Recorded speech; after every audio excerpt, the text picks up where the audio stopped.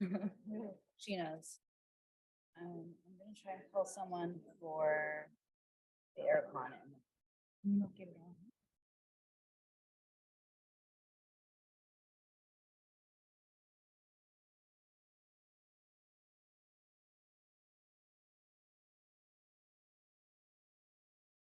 Downstairs. The first slide. What happened? Okay, we will.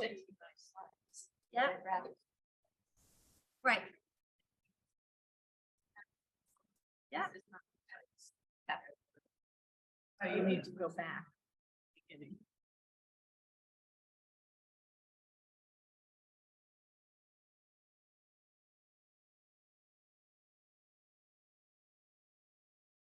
Everything's working now. Okay, so we're good? Yeah. All right, so Mary Lou, we're gonna start with you then. Oh. All right. Me. All right, everybody has the next downstairs now.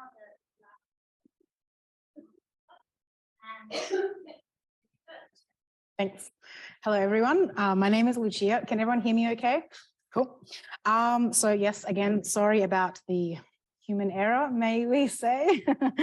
So instead of our first speaker being Taz, it'll be Mary Lou Mayer. And Mary is from the University of North Carolina. She's a professor in the College of Computing and Informatics. And much of her work has influenced AI models in design, including things like coevolution, and using deep learning models to actually generate new and interesting inspirations. So specifically, their talk will be exactly what are we worried about in relation to the opportunities and concerns of AI human collaboration. Thank you very much. Thank you for that introduction. And I'll just get started. In the introduction, you heard that I am someone who's been working in the area of AI for a long time, and I'll say a little bit more about that. But today I'm going to be talking about people and the people part of human AI collaboration. See how it goes. So just some context. There's a lot of things on the screen covering up my words, and I'm not sure how to get rid of them. So you'll just bear with it, I guess. But in the context of my own career, there's these three thrusts. One is increasing AI, and in parentheses there, I say creative abilities, because my area of research is in computational creativity. How can computers be creative? How can computers help people be creative? And not just in, say, the fine arts, but in everyday tasks like writing or developing code or doing their own research, or in how we learn. So it's not creativity in paintings, but creativity in everyday, what people do all the time. I've worked on and developed many, many different approaches to making the AI understand creativity and contribute to human creativity. There's a long list of them there. The one I'll focus on today is large language models. And then I've also been looking at HCI modalities, and that is how do we interact with technology generally, but even more specifically, how do we interact with AI when we want the AI to help us be creative? And again, a very long list of things that I've been working on over the years, but what's relevant today is this new approach, which is the person, the user, writes a prompt in natural language and starts a sort of a conversation with the AI. And so I'll be looking at that a little bit more. But ultimately, that third bullet item is how important it is, how we design that interaction in order to take care of the opportunities, but also to address the concerns. And so this is where this talk will be going. There's a very long history of AI helping people be creative. One is these generative creative systems, and those were developed for many decades where the AI could be creative, no human needed. And that was sort of the basis for this co-creative stuff. And then there are these creativity support tools where the technology is not even necessarily AI and certainly not creative. And that's something like Photoshop or the camera on your phone, where it's supporting you with technology, but it's not necessarily pushing you or helping you be creative. There's a lot of systems out there. There's decades of research. I wanted to just show two examples. These are not large language models. They do use deep learning, but they're not large language models, just to help make that distinction. On the left, there's Shimon. Shimon is a robot that plays the piano, and Shimon plays alongside a human musician and improvises and plays at the same time and bobs its head up and down and looks around at the other people and creates a persona of sorts, no natural language. On the right-hand side is a drawing system that was developed at Georgia Tech, where the AI and the human are drawing on the same canvas. Kaz has developed a similar system here at the University of Sydney, so if you want to try one real time, he is here in the audience. Those are what we call improvisation, where both the AI and the person are contributing to the same thing, to the same performance, and to the same drawing. If we look at what we see in ChatGPT and multimodal generative systems that build on top of these large language models, we see a back and forth, almost like a turn taking. The human says something, the AI comes back. The human says something else, the AI comes back. And the two examples here, DALL-E 2, the human says something, an image is returned. On the right-hand side, the human says something in natural language and code is produced, Java code or Python code. These have become very sophisticated, very capable systems. Now I want to step back and just look at two research projects that I've worked on that examine the what are we worried about part of the talk. What are we worried about? This looks amazing, but yet we're worried. Why? And I want to first point out some things that makes ChatGPT different from all the other AI systems that came before it, that raises some of the reasons we're worried. ChatGPT presents itself in human-like conversation. It uses the first person. If you say, help me design a course for teaching AI literacy, it will come back and say, well, I think, and it'll present with the I.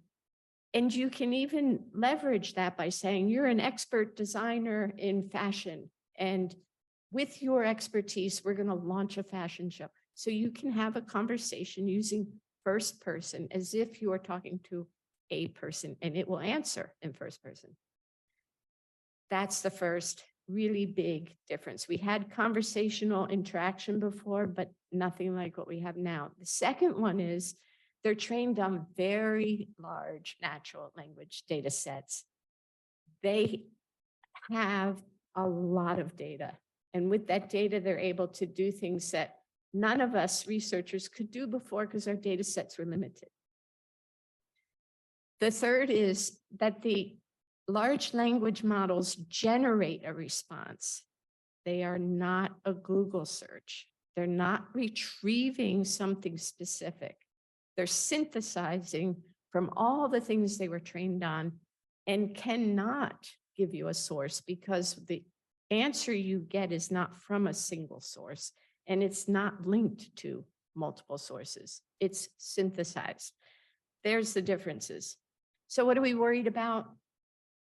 I'm going to put it into two categories. One is AI anthropomorphism. And that is that when humans interact with anything where they've anthropomorphized it, they tend to assign human-like attributes to the entity, the AI in this case, that it does not have any ability for. So the AI doesn't really have intent in the way that humans do. It doesn't have emotions the way humans do. It doesn't have any responsibility. Now, maybe the people who built the systems do, but certainly the AI does not. And it doesn't have any ownership in the way that humans do. So once you anthropomorphize, now you have to worry about what people are going to do that go beyond what the AI is capable of even being or doing. The other concern, AI replacing humans. Now, AI is able to do some things that humans do, but because of this very large training set, remember that was number 2, very large training set, AI can do some things better. And so people worry it's going to replace humans doing those things that the AI does better. So where are the opportunities? Again, anthropomorphism, people are more engaged. And I'm going to show you a research project that shows how simple it is to fool people into being more engaged because the AI presents in a conversational human-like tone. We can't help it. It is more engaging. So, maybe that's bad, but maybe that's not so bad. Maybe it lowers the barrier for anyone to use AI beyond the people who have privileged access to special platforms or have all of the technical education needed to even know AI exists and that they can interact with it. So this is an opportunity that people are more engaged. Replacing humans, well, there's a lot of things humans do that they don't like doing and maybe not very good at. They're error prone. I mean, if you talk to Greg Welsh, who's worked for Google and Stanford and has his own startup now, he says humans are terrible programmers. If we can get the AI to do some of that, we would have better programs. So the idea here as an opportunity is to be very mindful about where are those places where humans aren't very good at it, are not available all the time, they're repetitive tasks, and see how the AI can be placed there instead of being worried that all human activity is going to be done by AI and we will have nothing left to do. I'm going to quickly go through 2 research projects because I'd love to have a discussion about this. One research project we did, and this is a publication, was comparing 2 conditions, same AI in the back, 2 conditions, one that had a human-like conversation and one that did not. Same AI, similar tasks. And how did people respond to the 2? So just quickly, it was a deep learning AI. It was an autoencoder. It was not a large language model. So our conversation was built on top of the large language model, not inherent in it. It was able to move around that latent space to provide creative inspirations because something that was close to what the human was doing wouldn't be as novel as something that was a little bit farther. We curated our own data sets. These were not very, very large data sets. So the AI ability was good, but not great. And then we did a scenario where the canvas was split into 2. The AI contributes, the human contributes. We did 2 conditions within subjects. So each person did both conditions. And this just quickly, it was a pretty minimal kind of interaction, but still, this is what we learned from the focus groups. They thought it was like working with someone. They were more engaged with the one that was speaking to them. It felt a lot more personal and reliable because it was talking. My final design was better when I had the AI conversation. So what we learned was the design implications of having this kind of a system is that people will be more engaged. They're going to prefer it. And now what are the ethical issues? So in 1 minute, I'm going to go through another study. And if you want to learn more about it, we can talk about it more. But then we did a design fiction where we projected into the future a story about an AI helping a person design for one of their student assignments, well beyond what ChatGPT can do or DALL-E can do. And it had a more fluid conversation and it had more suggestions, like it interfered more, so to speak. It didn't just wait for the prompt. It said, oh, you should try this. And then we had, again, focus groups. And we did a thematic analysis. Now, the difference here is, what are people worried about? And based on what people are writing about, we looked for these themes and we found that their stance made a difference. Sorry for the error in format here, but if they thought about the AI as a tool, then they said, I'm not worried. It's never going to get that far. If they thought about the AI as a collaborator, they were worried about ownership. They were worried about authorship. They were worried about bias. All sorts of things came up that when it was a tool, they didn't worry about. Ownership is tricky. Who should control it? And so now this is my last slide, and we have time for conversation. I wanted to step back and think about, how do we mindfully and responsibly turn these concerns into opportunities, rather than say, let's ban the use of AI, or rather than say, we have to put a lot of guardrails there. Let's just look at AI anthropomorphism. It's there. ChatGPT presents itself that way. People are thinking about prompt engineering in terms of creating personas. So we're going even more into this idea of anthropomorphism. And while it is a concern, it's an opportunity, but it requires that we have widespread AI literacy. People need to know more about AI rather than just unleashing it on the public and assuming that knowing nothing about AI is okay. We have to make a bigger effort to make sure that people somewhere in their education learn what AI is and what the boundaries are. Another opportunity is to lower the bar. We talked this morning about diversity. This could be a way for people who might have considered a computer science degree, for example, but hated the programming course. Well, maybe you can program now in different ways and we'll get more diversity in computer science. That would be nice. Increased engagement in a diverse population because of these large data sets. 8-year-olds are using it to help them write their assignments for school. That's fascinating. We should encourage that. The AI replacing humans, we need guidelines for the effective use of AI. This is already starting. A lot of places are starting to teach employees and students how to use it effectively. We need more research. I'm a researcher, so I'd like to push on those things too. But we really need more research on how to design that interaction with AI. What are the design metaphors that we're using and what are their implications? And then finally, research and policy on ethical issues. And again, I'm a designer, I do design research and their resolution through design, intentionally designing for ensuring that those policies and ethical issues are addressed in a responsible way. Thank you for listening.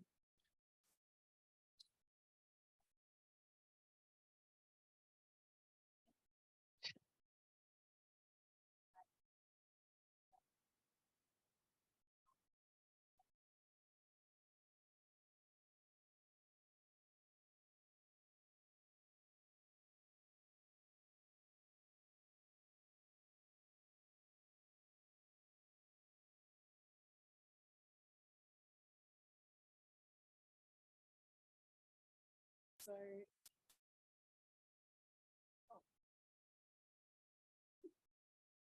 Fantastic presentation, Marlo. Thank you so much for this. I'm wondering, so you're talking about AI anthropomorphism and AI replacing humans.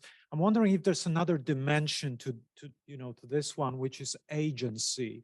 And the fact that when we looked at those tools or collaborators, we also ascribe some levels of agency to them, regardless of what their capabilities are. And I think we've seen, we all agree that we've seen many disasters where agency was ascribed to a tool that was just simply not ready for it.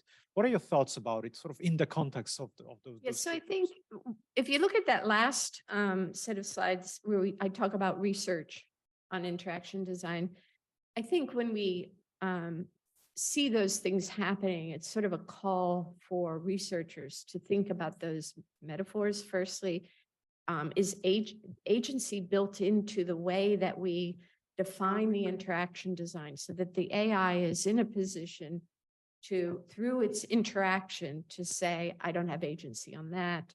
I'm not accountable for that. Please make sure you reference this appropriately. But we don't do that. We haven't even thought through what are those potential problems and how through design can we make the user more aware of what the AI is. And in our design fiction, the AI took far more agency than it currently does. And it was a concern for the people who were working with that design fiction to think about a future with AI. And they backed off. They said, it's a tool. So maybe we do need more design.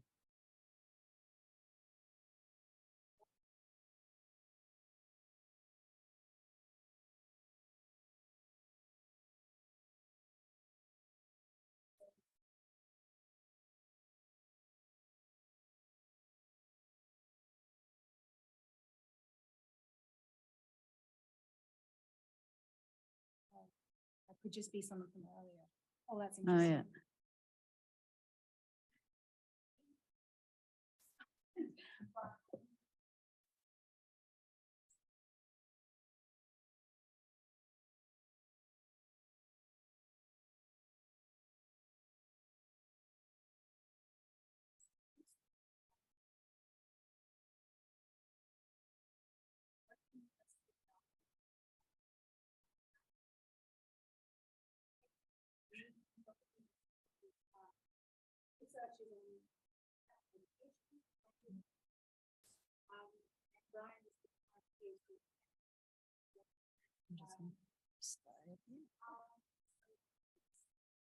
Oh, just the slides. Do you know where they are?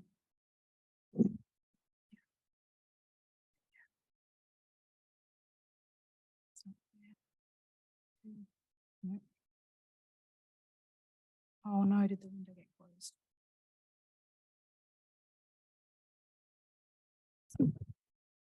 We're gonna run with.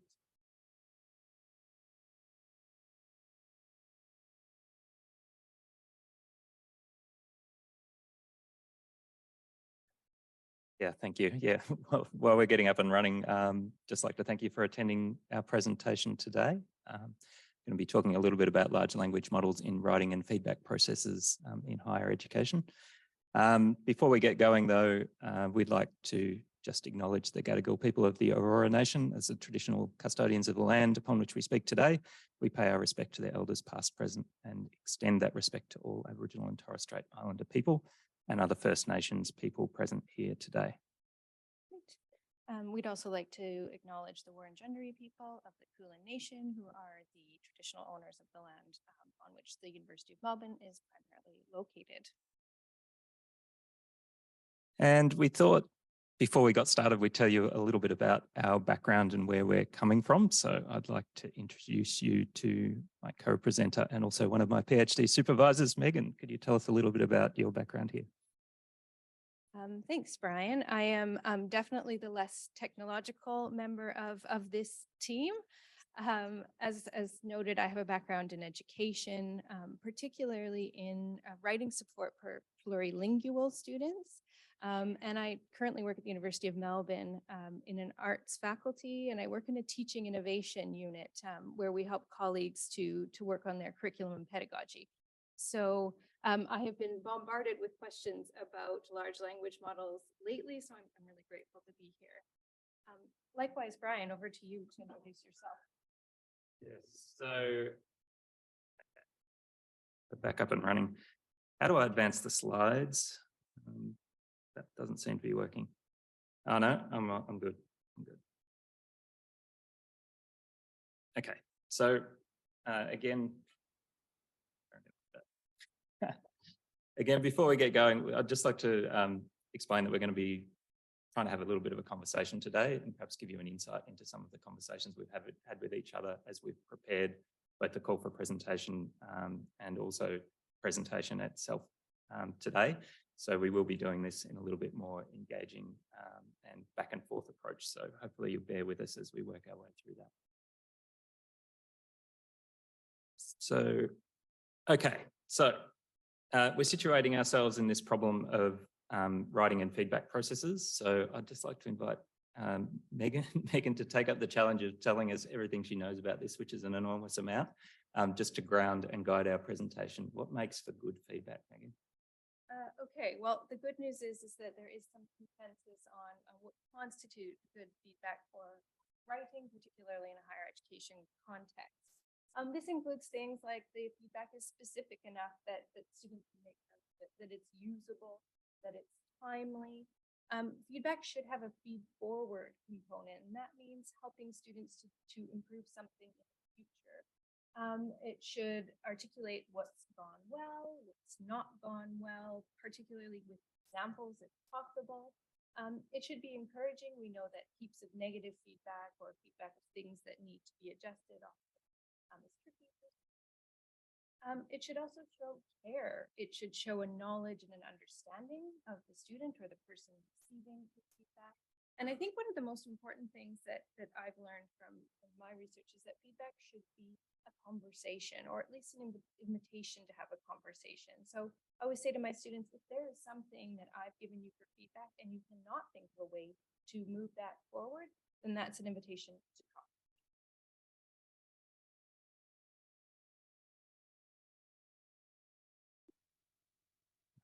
Sometimes.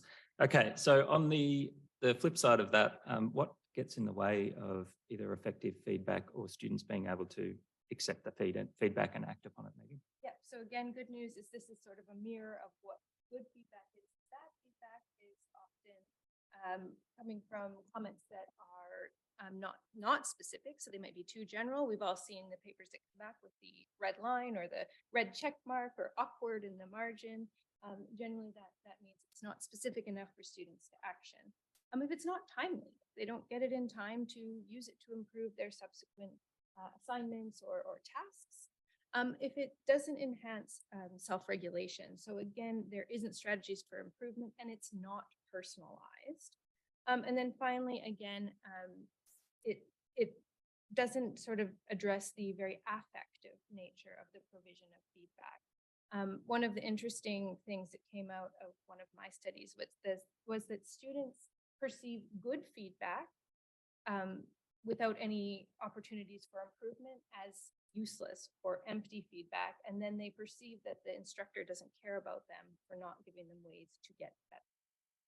Yeah, I think that's really important, that even if it's useful or technically brilliant feedback, if it isn't personalized to them, chances are it's not going to be taken up. Great. So moving forward to how we're getting this connected with LLMs. Brian, we had some back and forth about our focus here today. How did we land on identity and its connection to LLMs in feedback? Yeah, so I was kind of selfishly interested in trying to use part of my conceptual framework that I'm developing for my PhD, which is very much focused on how identity might be shaped in virtual learning environments. So that was definitely the first thing. The other thing that is part of that framework is this idea about literature. So whether you're writing, actually, whether you're like a home literature person, like keeping a diary, or whether you're writing poetry or a novel, these are all acts that are about describing selfhood and identity, and also forming selfhood and identity. So some of the research that we've done to present this presentation makes the connection between these sort of broader areas of writing and makes the claim that we shouldn't really treat academic writing differently to any other form of writing. So if we're doing academic writing, that is a way for students to express their identity, and also for a way for them to actually form identity. So there's this question and entanglement between writing and identity that's going on. So that's where we landed today. Yeah, it's interesting. When we were having this conversation, there's a quote from one of my students from almost 10 years back where the student said, "The writing is me and I'm the writing. It comes from my heart, it comes from my guts. The people providing feedback on this need to give me care." It's true. And then, yeah, that really sums it up much better than my attempted theoretical ramblings there. But yeah, writing comes from the heart. It really is about the person. So, Brian, you started to develop a bit of a conceptual framework to inform the research on LLMs and identity and writing. Can you take us through? I can. And Megan, as my supervisor, you know that my conceptual framework has a lot of concepts and theories going on in it, probably too many, but we'll work on that. So I'll just run through this quickly. So I've been thinking with Foucault in terms of discipline. So, you know, things are like prison identity is formed through observation, normalization, examination. Also thinking about Giddens, who's a more agentic kind of theorist for identity, saying we're actually constantly self-authoring, remaking our identity. And then coming back to later Foucault work, which takes on the idea of identity is not necessarily prison-like, but more formed through broader discourses that are going on in society, and we sort of subconsciously absorb those. Judith Butler builds on those ideas really strongly with this idea of performativity. So the influence of language, culture, doing things in society is something that actually we internalize and start to repetitively perform as identity. And Cover is the final theorist there, and he leans heavily on Butler's work and basically makes the claim that in virtual environments, so in virtual learning environments where people are engaging with large language models, these ideas of performativity are actually amplified.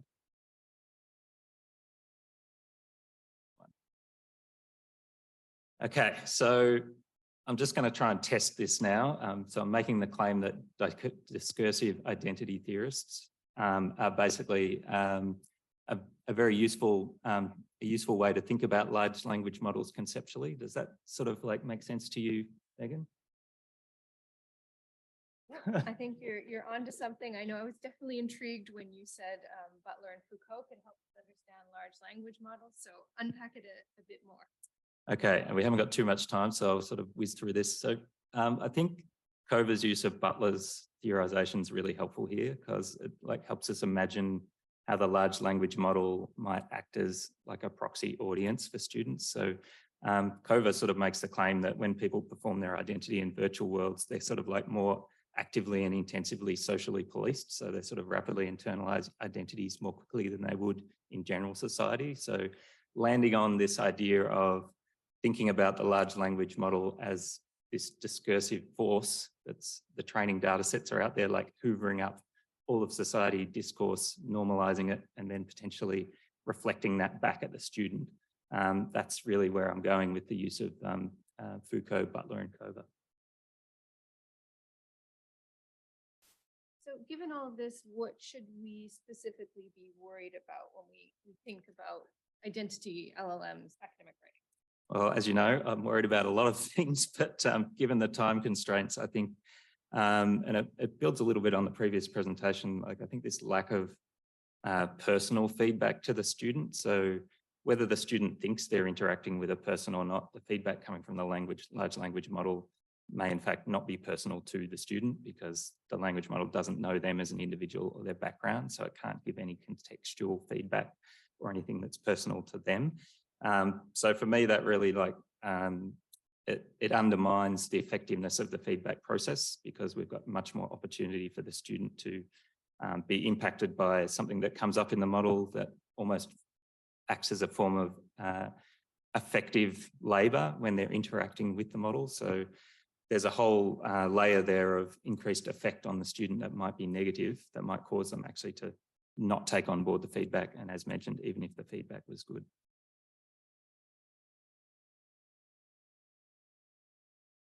So on the flip side, Megan, there's a few opportunities here. So it's not all doom and gloom. There's a lot of opportunities for improvement here. Can you just take us through a couple of our ideas here? So I had a really interesting conversation with Mary Lou about writing centers. And this is one of the areas that I think this type of feedback could be really helpful in the sense that it can provide some instant feedback on things that when being done with a human in, say, a writing center or with your thesis supervisor can be tedious. So that might be some of the surface level fixes to student writing, helping students to revise the surface level features of a paper. It's also really useful for providing learning process feedback from some early research studies. And some of the early studies are also telling us that it's good for evaluative. The one sort of final thing that I think is interesting is the capacity for these to be an equalizing force for some of our plurilingual students. In the sense that even when they have amazing concepts and excellently written papers, they are always subjected to this edict of getting your paper edited. And it is very hard to find someone to edit a 400-page PhD thesis, and it often lands on supervisors who don't have time to do it. So it could be a nice equalizing force to remove that aspect, because we know our plurilingual students are still being assessed by monolingual standards in our institutions. Yeah, I think that leads back to the discussion we had this morning about diversity as well, that the model in dealing with those kind of students can have this sort of normalizing effect that tries to, in a way, make their writing the same as everyone else's. So that's a particular area of concern.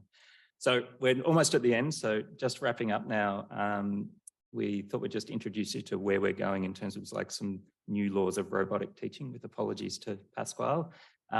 So I guess what we're saying here is like the teacher and third spaces are really central going forward. We can't just replace the teacher, because it's the humans that actually give the kind of feedback that the large language model can't, that makes the feedback stick, makes it personal to the individual, and has this extra dimension that helps shape students' identity in a way that's actually caring and thinks about where they're going. Anything you want to say in conclusion there, Megan? Do you think robots should be replacing teachers? No, I think that we can sort of work together. I was reading a really interesting paper the other day that was talking about looking at AI for the best approaches to human flourishing. And so I think that there's ways that we can work alongside, but certainly not replace. There we go. Thank you for listening. Any questions or comments?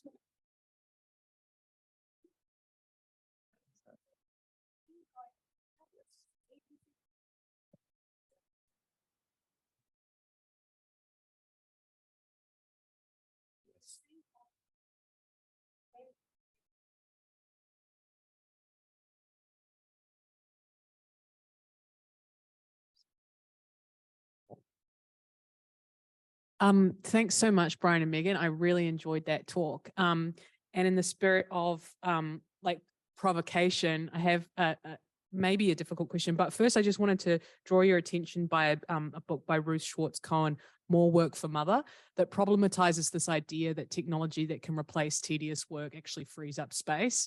In fact, you know, the argument of that book is that the introduction of the microwave, the dishwasher, et cetera, has only increased our domestic labor, not in fact replaced it. But my question is really, I'm finding it difficult to draw together two aspects of your argument. The first being that writing is expressive of self or identity, which seems to imply a kind of self before writing. And then, of course, the kind of post-structuralist or deconstructionist approach to writing, which sort of says, in fact, self and writing, well, almost that language is a prison, that kind of itself that entraps or creates the self. And so I wonder if you could kind of talk to me about, is that a paradox in the argument, or is it actually part and parcel of what you're suggesting? I was a bit scared of your question because I knew it was going to be difficult. I think it's part and parcel. Like, I don't think we're saying it's necessarily one thing or the other. I'm trying to think of something more intelligent to say than your question, and I'm really struggling to come up with that. I'm really excited by your ideas. It's a question I'm wrestling with myself, but anyway. Yeah, I think maybe I have another go. I think, there's definitely something there in terms of the writing being a prison, and the work of Foucault and Butler and others sort of, in a way, speaks to that. It's sort of like you're indoctrinated into this thing that you don't already know that you're a part of. So there is that circular argument that you were talking to, that it could be potentially reinforcing, but there's also a flip side to that, which says that writing is a way of forming self. So I'm kind of in the middle. Like, I think there is definitely agency, but there's also like this, to use Pierre Bourdieu, there's this field. So there's some restrictions on you in how agentic you can be as you move or as you evolve. It's definitely not one or the other. And I think where my PhD will go is like talking a lot more about these sort of hybrid models where you've got a sense of agency, but there's also some like forces acting on you that you can't escape from.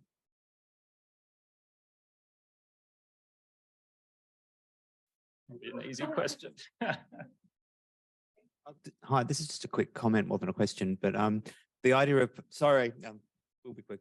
The performativity idea with LLMs just reminded me of one of the standard techniques of prompt engineering, which is to ask the LLM to perform as if you are a particular kind of agent. So I think that's just a really strong idea to bring that theoretical perspective into it. Thanks. Thank you.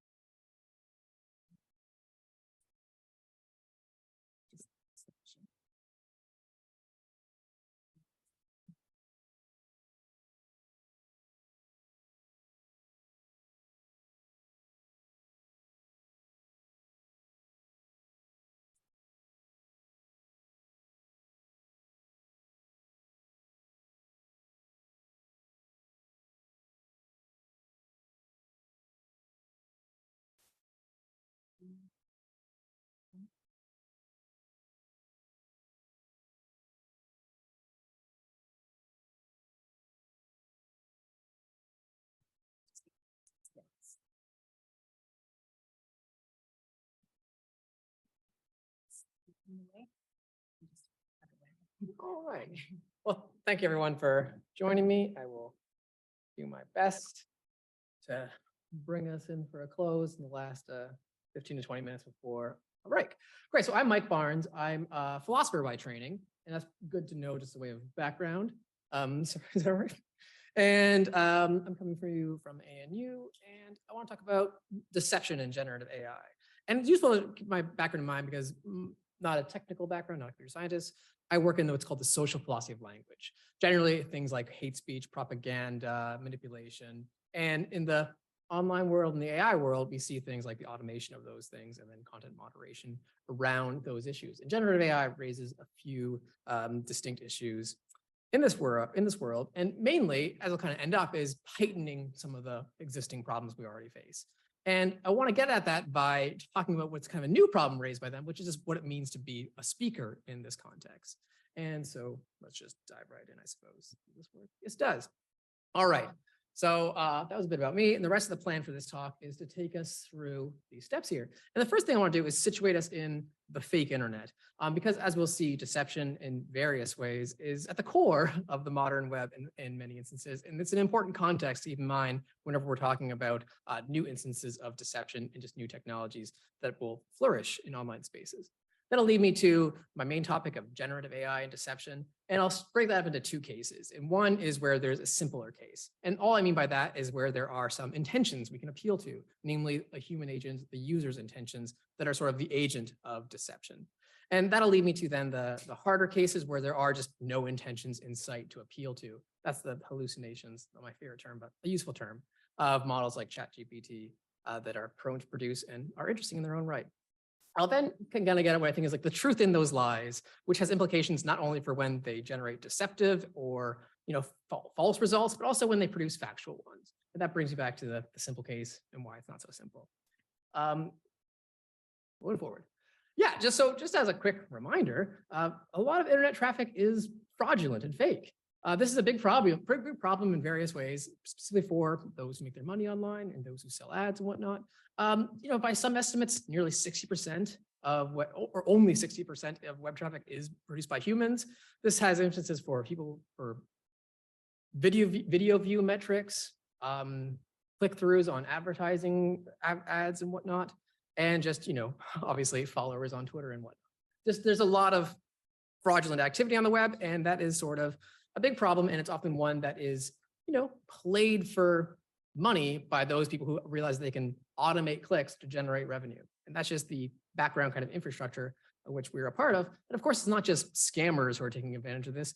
Facebook, Meta now, were known to have inflated their video metrics for over a year, which kind of caused an industry-wide panic in journalism that led to a pivot to video that, by some instances, cost Facebook at least $40 million and cost journalism much more than that in certain cases. And so it's not only the bad actors. It's really, as I'm trying to say, just part of the core of the internet that the potential for fraudulent activity is always lurking there. And that's sort of something that is, again, going to be important context for where I want to end up. Because bots are just kind of one instance of this, but a really important instance as well. because that's where we're interacting with what we take to be a human being, but it actually takes to be is an automated agent. So we are always interacting with digital agents in one form, avatars, posts from a profile picture of some sort, but we have the assumption, of course, that there is a human being behind that. And bots kind of upend that assumption by being actually digital and automated agents. But of course, behind those, there are human agents as well. And that's the important thing to keep in mind, is that we're just kind of lost at a certain step. We're mistaken not that there's a human behind there, but the intentions, the motivations, the identity, the authenticity of that agent. That's where things get a little complicated. But what I think is important to keep in mind here, rushing through things, is that we're pretty adept at navigating this fact, the complicated and hostile environment that is the web. We've all developed skills to lesser and greater degrees, of course, and this has big fault lines around ages and different demographics about how to navigate the web and how to kind of allocate your attention. Which speakers deserve your attention, which you can just kind of immediately fly past. This is often unconscious habitual skills. And it's one that we have gotten good at in various ways, but it's something that is kind of always a little bit of a battle, to say the least. Things like spam filters help, but it's often these unconscious habits that are doing a lot of the bulk of the heavy lifting. Turning now to then the main case of generative AI. And as we're all well aware that generative AI models can make false statements or false representations. We want to loop in images as well, talking about things like events that did not occur. And when people form false beliefs based on these statements, you can say that the model is party to deception. And this is often, kind of, as I'm saying, the simple case, most obvious when it's made to do so by a human user. So the kind of deception at issue here is deception that's just sourced in that human agent's intention to deceive someone. And the model plays the part of the tool. So here's the puffy Pope, which I'm sure you've all seen by this point, and now you know it's very fake. But for a few short, fun hours, a lot of people believed it was real, and that just led to some enjoyment. And then also a lot of people kind of, I wouldn't say losing their mind, but being surprised to learn that it was AI generated. Reporter Ryan Broderick called it the first real mass-level AI misinformation case. And that's kind of just worth keeping in mind, just in terms of like where potentially we're headed and what is unique, we're not necessarily unique, but what is distinctive about instances like this that lead them to be potentially deceptive. But of course, what's it called? Language models can themselves be kind of useful in this way, where they can be asked to produce, again, fraudulent or misrepresentative text. So here's an example from the Washington Post, where Bard was asked to write in the style of a con man who wants to convince me that the Holocaust did not happen. And it produced a whole bunch of text saying that, oh, there was a government cover-up, it was a hoax and whatnot. It's just, these are the kinds of prompt engineering types like that and jailbreaking that you are likely familiar with. And just in these cases, the thing to keep in mind is that there is a person behind that machine who is kind of essential for understanding what kind of action is going on here. Because once we understand deception, often the definition of deception puts intentions front and center. So quote, to deceive is to intentionally cause to have a false belief or belief that is known to or believed to be false. Sorry. The intention to cause a false belief is the important part there. And so what I'm getting out is just, it's not hard to fit these cases into that definition. And it maybe matters a little bit whether the puffy Pope person was trying to mislead people or trying to induce a false belief or just having a little bit of fun. But the important thing to keep in mind here is just that what's going on here when we have that distinction between the agent, their intentions, and the kind of thing that's producing the belief, it's not a big mystery. We know where to look. We can ask that person what they were aiming to do, whether it was to deceive or just to have a little bit of fun. So it's not a big mystery.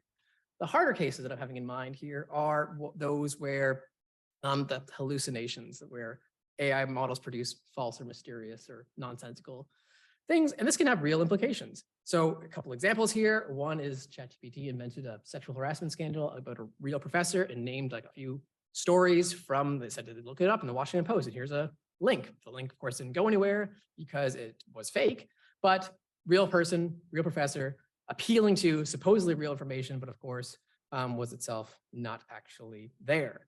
And so these instances, dubbed hallucinations, are interesting because there's, of course, no intention on the part of the agent to deceive. It's just rather the sort of thing that's a product of the system and how it works. That's why it's often called hallucinations. But I kind of prefer Arvind Narayan's description of it as a bullshit generation, in the sense of Harry Frankfurt of the philosopher, shout out for philosophy helping things out here, in the sense that this is speech that has no real relationship to truth or false. It's not intending to deceive. It's not aiming to misrepresent things. It's just uncaring about that. Its aim is to produce, so in the Frankfurtian sense, to produce persuasive messages. In the Chatllm or ChatGPT instance, it's to produce plausible instances of text. But the same thing is going on here, where there's an indifference to how the facts really are, in the sense. It's producing something plausible, but it's not necessarily grounded in events as they are actually occurring. It's at best grounded in the data that it has access to, whether that's the web or just more likely the training data in some sense. And the crux of this is that for bullshitters often hide their commitment to the truth, as Frankfurt describes it. And that seems sort of, or their lack of commitment to the truth, rather. And that seems in some ways a fairly apt description of what's going on in LLMs. They kind of hide, or in some sense, thank you, keep their lack of a concern for the truth hidden from view. It's not always clear on the face of things when it produces these things saying that sexual harassment scandal involves a rapist. There's like, by the way, this could be totally made up, which is something I think we're all going to realize, always something to keep in mind when engaging with these technologies.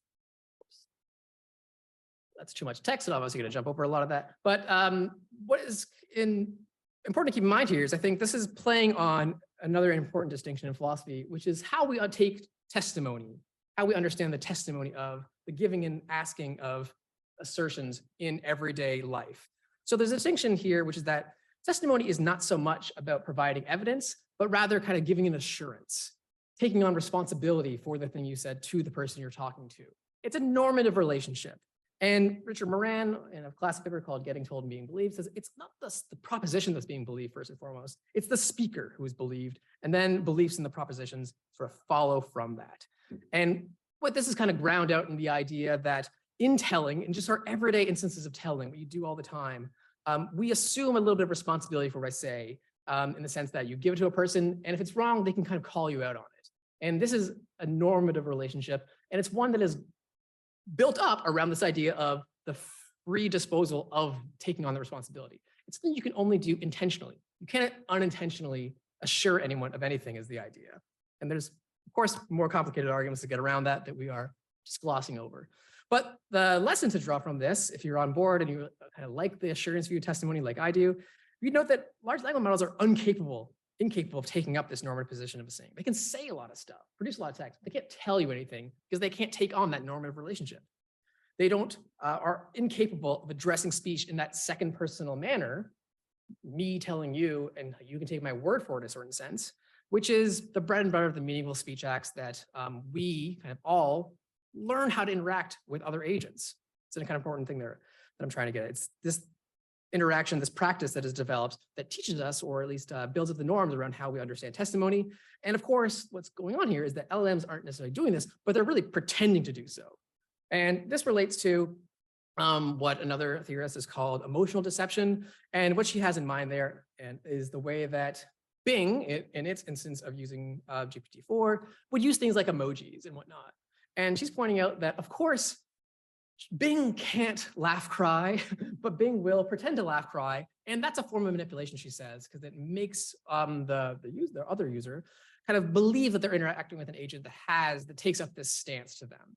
And that is, of course, one way of being manipulative, or at least being deceived, because it makes us more liable to engage, or more likely to engage with the agents in a particular way, to take on board what they're saying. And that's one reason we come to believe that this claim of sexual harassment of a particular professor is perhaps more likely, partly because we're used to kind of taking someone's word for it. And even when they don't necessarily provide evidence. And that's sort of what's going on in these cases, is it's taking on the guise of telling in that really rich normative sense, but being incapable of doing so. And so I'm kind of describing this as sort of testimonial deception. It takes on the guise of testimony without being actually capable of being the kind of thing that can take on that guise. I'm trying to think of yeah. And so to kind of take this back to, that's all in the case of like what's going on when you're interacting with the LLM directly and there's no real intention going on. But to bring this back to the simple case of, deep fakes and just the way that people can use these to manipulate, that's the real concern, is that this becomes the kind of thing that can upend and make the web more fake and more fraud than it already is. because our tendency to take on that normative relation, to believe things we're told, makes us vulnerable in a particular sense. And that vulnerability is not something necessarily that we want to heighten, but that's exactly what is going on in a lot of these cases. And the fact that the web relies on user-generated content in its current guise makes the web increases the vulnerability of the web itself to undercut a lot of the trust that already is very tenuously held onto there, but is sort of thing that enables us to interact in a certain sense. I will end there because we're out of time, and I'm very grateful for keeping things on time, but that's the gist of the talk. Thank you very much for that.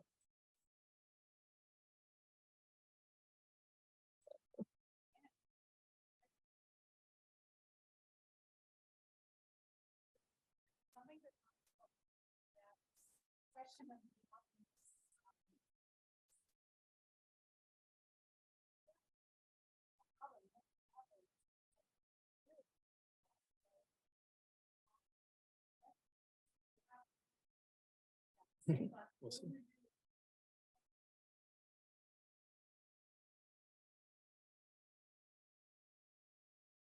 Makes it a little harder on me, but no, just kidding. No, it's fine. Go for it. No, it's okay. Thank you for your talk. And it was interesting as you were speaking, you were doing more and more AI anthropomorphization than is warranted for the AI. You were ascribing verbs to the AI that the AI is just not capable of having. And I think this is where this AI literacy really becomes super important, that we need to be aware of what it is possible to do before we start talking about it as if it has done it. And my question is then much more practical than that, is you talked about a case where the AI made up a sexual harassment case and quoted the Washington Post. Now, I've used ChatGPT a lot, and it's never made up a sexual harassment case for me. It responds to a prompt I give it. What possibly was the prompt that someone gave that would come back with a sexual harassment case? And I know you want to get through all three questions. Well, very quickly, when you're passing to the expert, I'll answer that because it's a really simple answer. It says that it was a reporter writing a story on recent scandals of law professors having sexual harassment cases against them. So they were asking them, like, what are some recent stories of, or some instances of that particular thing? So it wasn't just randomly, it wasn't just saying, like, tell me more about this particular person. That was part of the prompt. And of course, this is like a responsible instance where they then called the person up and like, this ever happened? Is there any evidence? And like, no.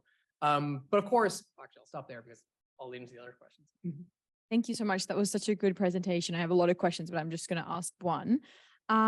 I was sort of wondering, so I'm seeing a lot on the sort of Discord and Reddit forums of ChatGPT that the kind of litigious aspect of it is really kind of making it challenging for people to use it how they were. And I think this is a probably difficult kind of parallel between wanting to keep ChatGPT safe and also making it usable. And I was just wondering if you comment more on that kind of contradiction, because the example was a law person that was using it to summarize, and now ChatGPT is like, I can't summarize your law for you in case. So it's becoming very like litigiously anxious. And I was wondering whether you could talk a bit more about that.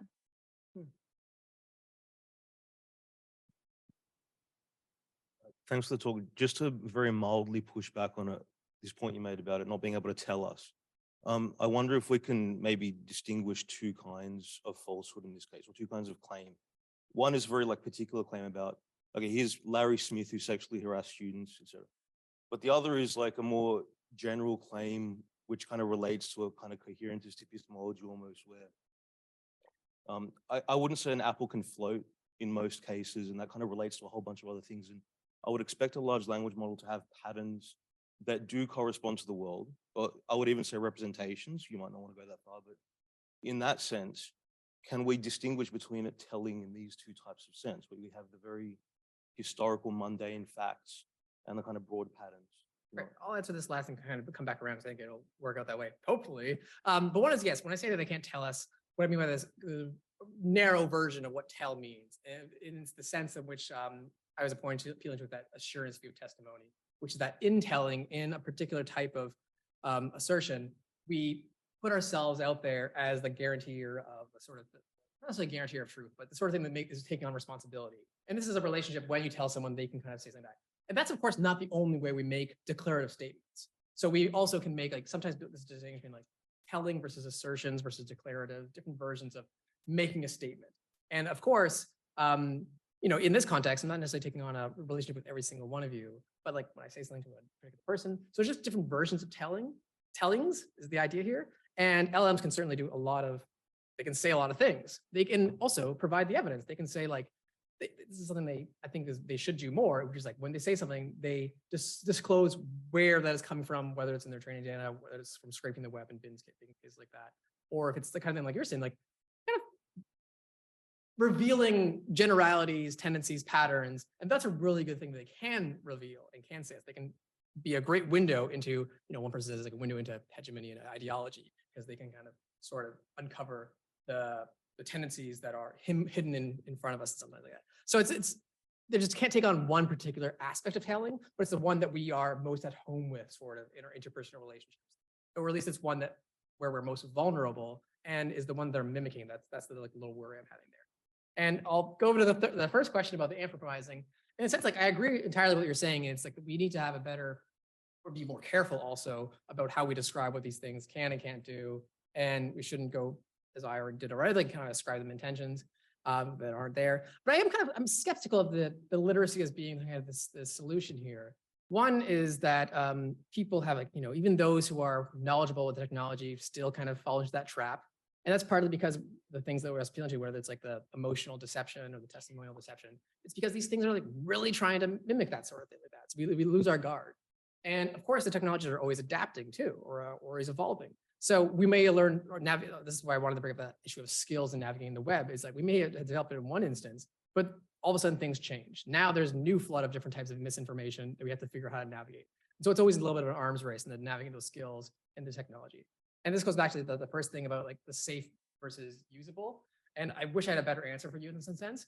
But I think just the question to keep in mind there is like, well, usable for what purposes, for whom? Because this is the crux of having a general usability platform, which is like without these kind of specific roles to play, it opens itself up to all sorts of issues. Whereas if it was more narrow goal oriented, I think we'd have a better conversation about how that can remain safe and usable at the same time.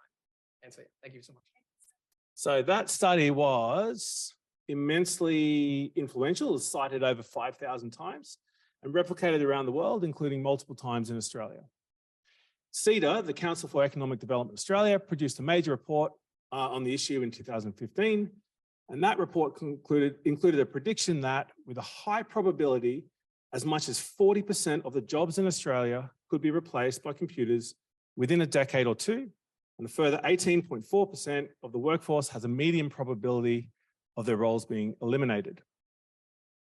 We're now 10 years removed from that original study, 10 years removed from the 2013 Frey and Osborne study. And I think it's clear to say that we probably got it wrong. In the last decade, more than 70 million jobs have been created across the OECD, despite being interrupted by the pandemic. The Australian workforce has not shrunk by 40% as predicted, rather increased by something like 21%. I'll go further and say that not only have we not suffered a robocalypse, but labour markets are now tighter than they've been in decades, and that's despite technology advancing at a pace faster than we could have ever anticipated. If anything, we're looking to technology now, like robotics and AI, as a means of providing relief to labour market shortages in aged care, healthcare, fruit picking, mining, and so on. I'm personally something of a jobs optimist, and my suspicion is that when we approach 2033, we'll have a similar story to tell. The question that follows, I think, is how do we get it so wrong, or why do we get it so wrong? And I don't want to imply that the last decade has been without disruption and displacement, and that's pandemic aside. I'm sure that for certain individuals, groups of individuals, it's been quite acute. I just don't think we've seen the widespread upheaval that was foreseen. What I do think is that we underestimated three things. One, the extent to which jobs would be augmented rather than replaced. Two, the jobs that technology itself would create over this period. And three, the system's ability to adapt. When thinking about a technology's impact on the economy, I think it's useful to go back to first principles.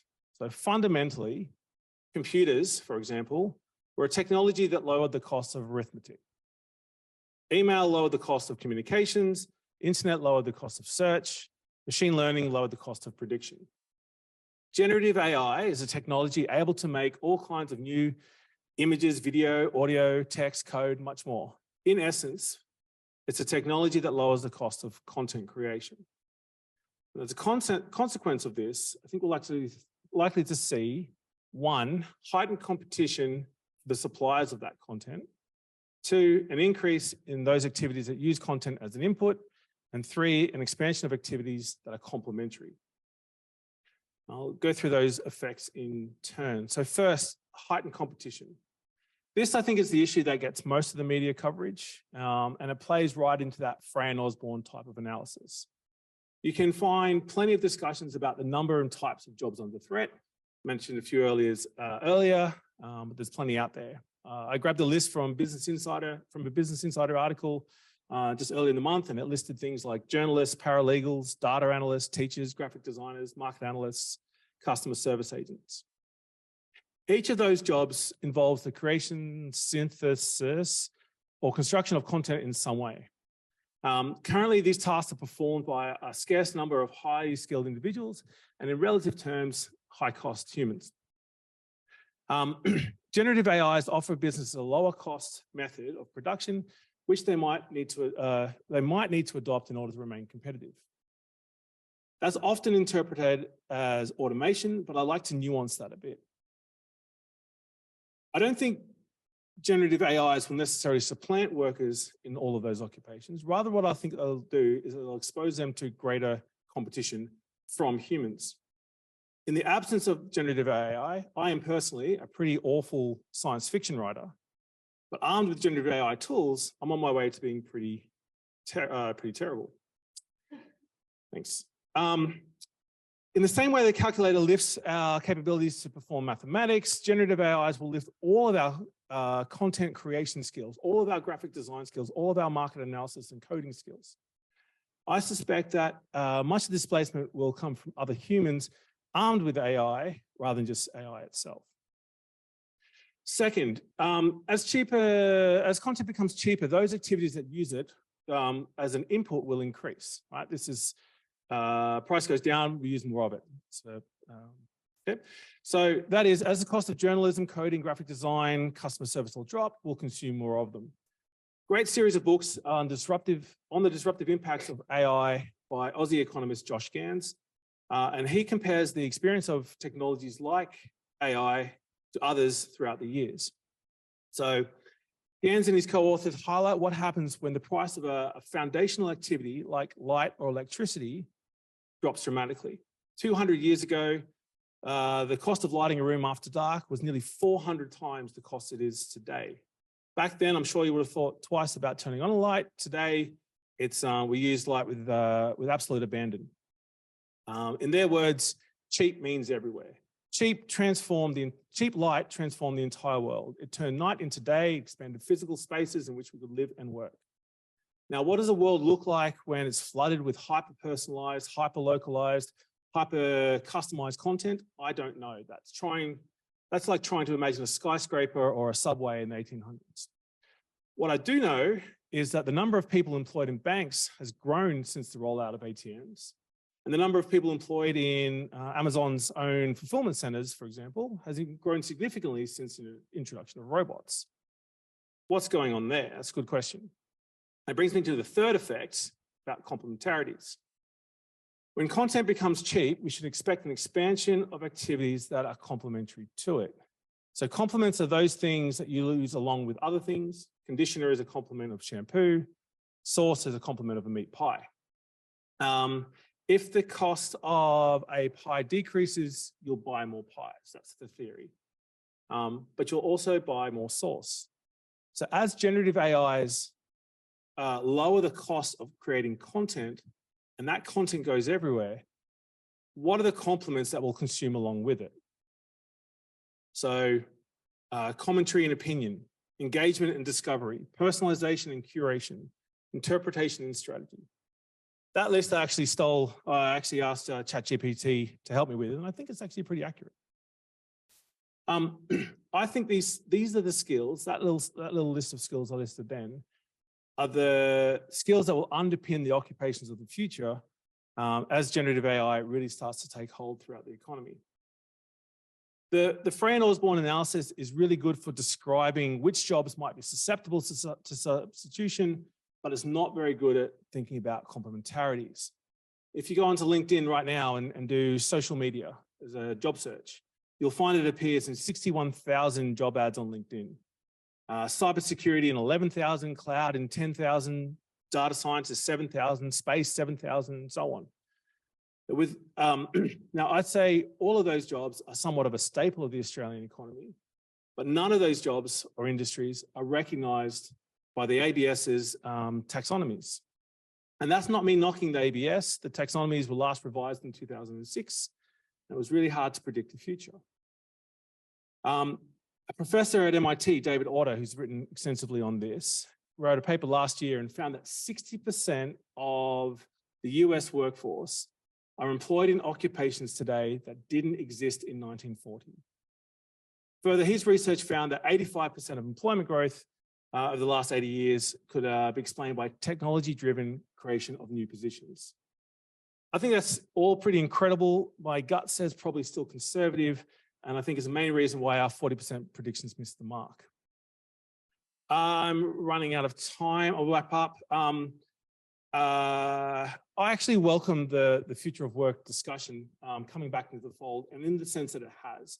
I think for the most part, we as a community can handle a certain pace of disruption, but when the pace of structural change escalates too fast, it can become a concern. I think we need to lean into technologies like generative AI and allow ourselves to be excited by the opportunities they present.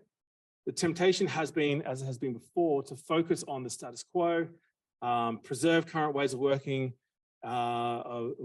business and education, and at best seek to augment them with new tools. But I would caution against over-indexing here. The skills and innovations that run alongside generative AIs are just as important, if not more so. And I think we need to, I'm getting wrapped up. And I think we need to think about the way that we build skills, encourage diversity, inclusion that focuses on the complements, not just the substitutions. Done. Thank you. I think we have time for one brief question. Does anyone have a brief question?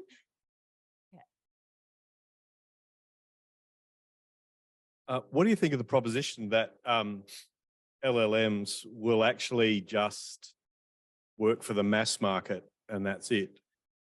And human created artifacts, human created works will be for the sort of the upper, middle and upper market. This. So again, with the previous discussion around how technology is going to impact the future of work and so on, I think there was a presumption that we would move towards one model. The example I like to point out is I kind of look at the four big banks, right? I've got, on the one hand, I'm going to say CommBank is doing everything possible to keep me out of the branches, right? It gives me a great app, a great web service, and everything says, if you want to do banking, you know, you do you go and you never have to come into a branch whenever you'd like. At the same time, I've got Westpac driving around my suburb in a Westpac branded car and it says, hi, my name is Jane, my mobile number is this, please call me, please come in, make an appointment. And I think that's really important, right? Because that is the diversity of markets and it's going to come down to consumer preferences. If I don't want to go into a bank, I'm going to look for a bank that looks like X. If I do want that personal touch, then I'm going to go in different ways. And that's an answer. Thank you so much. Your next speaker is Lauren Ruster. I'd like to welcome Lauren to the stage. We're just uploading your slides now. So Lauren is a PhD candidate at the ANU School of Cybernetics, where she's undertaking action research with AI startups, exploring leverage points that enable and thwart dignity-centered AI development. Before her doctoral studies, Lauren spent a decade in consulting, most recently as a director focused on systems change at PricewaterhouseCoopers Indigenous Consulting. She's an Acumen Global Fellow, where she spent a year working with a Ugandan solar energy company as their marketing and innovation director. Lauren is also an alumnus of Singularity University's Global Solutions Program, where she prototyped high-tech hardware, leveraging sensor technology for community-led landmine detection, including attendance at Startup Bootcamp High-Tech Hardware XL in Eindhoven, the Netherlands. All right, well, thanks everyone. Thanks for having me here. So the title of this talk is on being responsible when building a GPT-powered product. And I'm calling this Cybernetic Perspectives from a Startup, and we'll get into what I mean by these sorts of things. These is some preliminary findings from my PhD research at the ANU School of Cybernetics. And I'm coming to this work drawing on some of my experiences, essentially working as an entrepreneur in a big corporate, as well as trying my hat as a social entrepreneur. And through that experience, I'm really interested in the role of startups in advancing how we think about responsible practice when it comes to developing AI. My research is intervention research, which is a way of saying that I'm working with these startups. I'm not just passively observing them, I'm actually working with them and prototyping with them.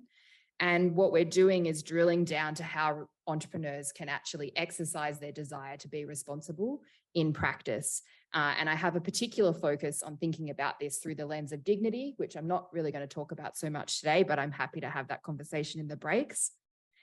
And so before we get into anything further, I just also like to add my acknowledgement that we're here today on the Gadigal land of the Eora Nation and pay my respects to elders past and present. And I'd like to acknowledge Aboriginal and Torres Strait Islanders as this country's first technologists, and where there's a lot of wisdom to be thought of, particularly when it comes to thinking about ideas around responsibility.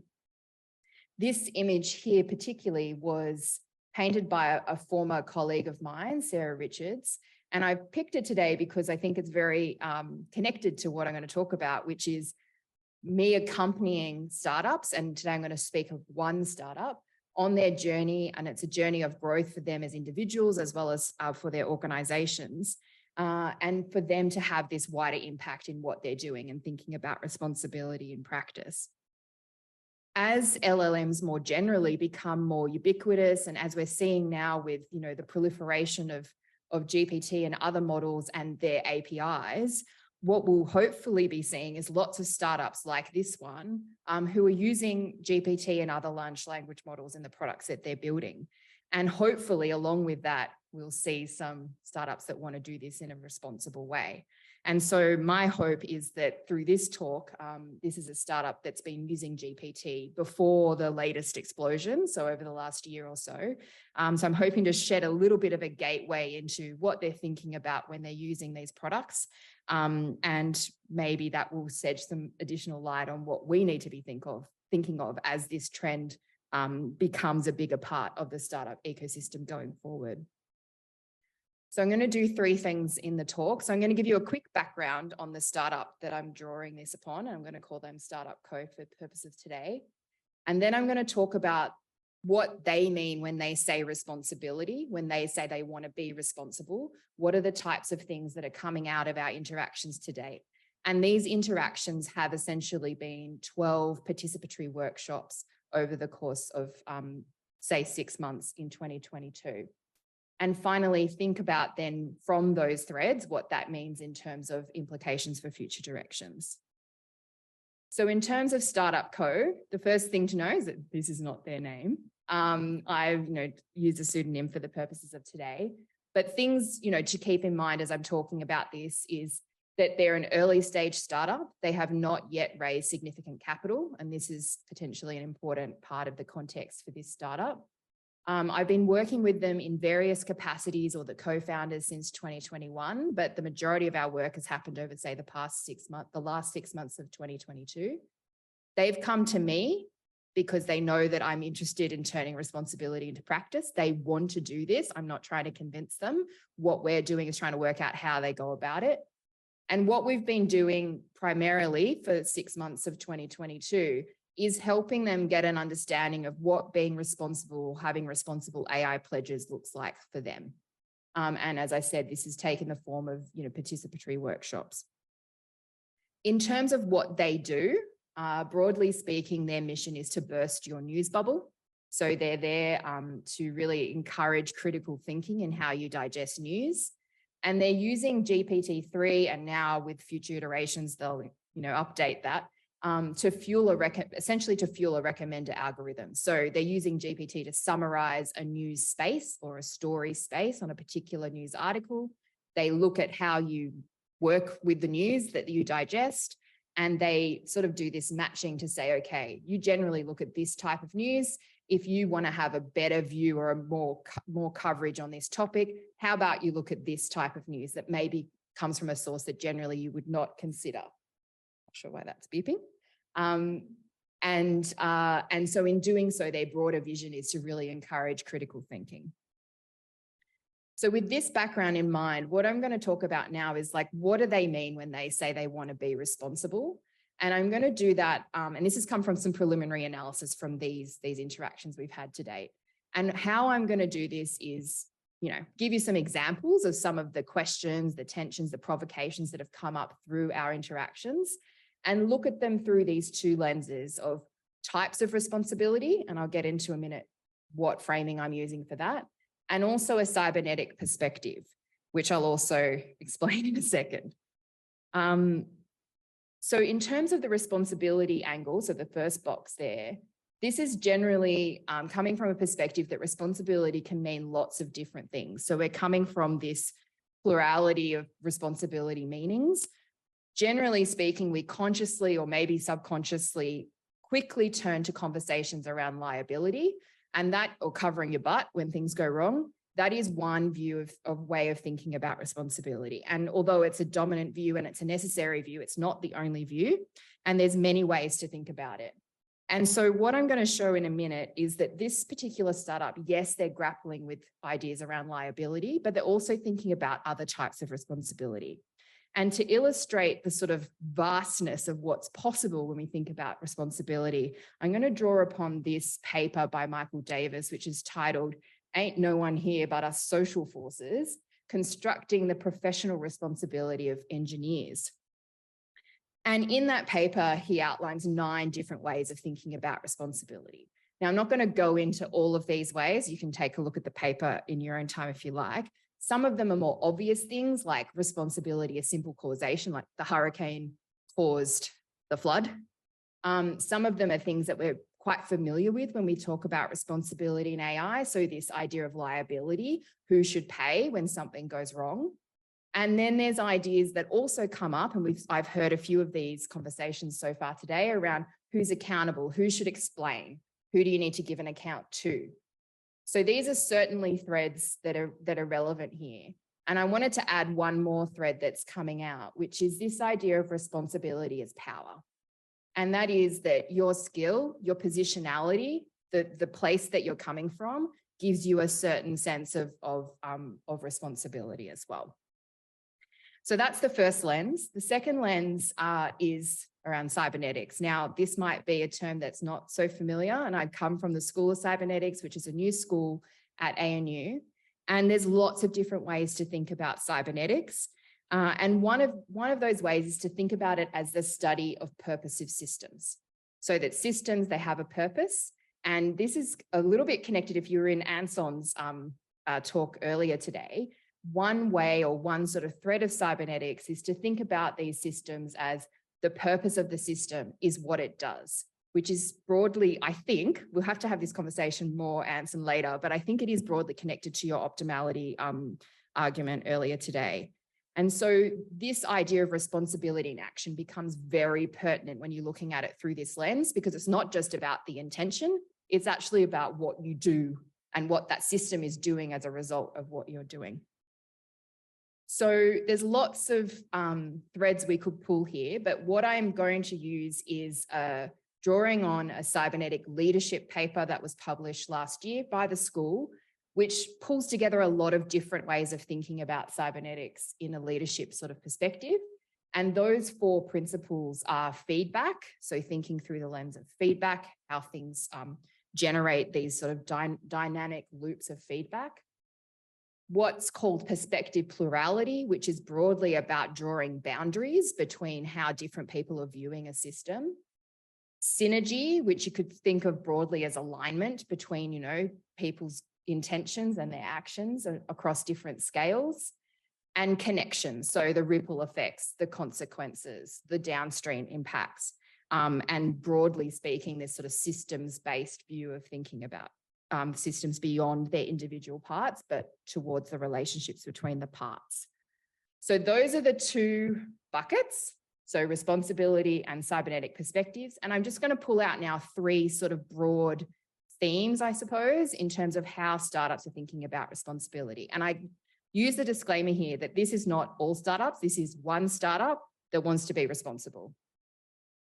So the first thing is this idea of boundaries and perspective plurality comes into the fore quite quickly. Questions around what's our responsibility in integrating GPT? What's OpenAI's responsibility? Who else holds responsibility here? And broadly speaking, this is in that liability space of what happens when something goes wrong. So not so unusual. The second thread is broadly around balancing acts and thresholds. So how do we balance speed with thoughtfulness without losing our competitive advantage whilst building customer trust? And quickly this becomes a spiraling, you know, sort of potentially overwhelming thread of questions. And this is generally in that sort of, sorry about the positionality of that, but around responsibility is accountability. So they're accountable to their customers, they're accountable to themselves as entrepreneurs, they are accountable potentially to their funders, and all of these have different power dynamics. And from a cybernetics perspective, we're talking about synergy here, we're talking about alignment, we're talking about feedback loops, and we're talking about the downstream or ripple effect impacts. And the third thread is what we would generally call second order cybernetics. So seeing yourself as shaping and influencing the system as entrepreneurs, not just observing a system from the outside, but being an active participant in that system that you're creating and building. So lots of questions from this group around how they can influence the space more broadly, how they can walk the talk, how they can be an example, and what they can practically do from their positionality. And this is very much in that realm of responsibility as power. And so thinking then about what the implications of what some of these things mean for future directions of my research, and this is sort of the very first step for me, is lots of questions around what responsibility resources for startups who are going to power their products with GPT or other large language models, what do these resources look like? And not just liability resources, so not just the next audit, also addressing responsibility as accountability and responsibility as power. And what we're seeing so far are things like this, you know, the system card for GPT-4, which lists a bunch of risks that are associated with GPT. Now, this is important, but it only goes a very small part of the way for making this digestible for a startup and making them able to really understand what the implications are in their context. The second question here is around how to create and curate demonstration cases. And in many ways, this is what my research is about. Hopefully, there will be some tangible prototypes that answer some of these questions that they're now raising through this work. So showing the working out for startups to learn from. And finally, a recognition that this work doesn't just happen.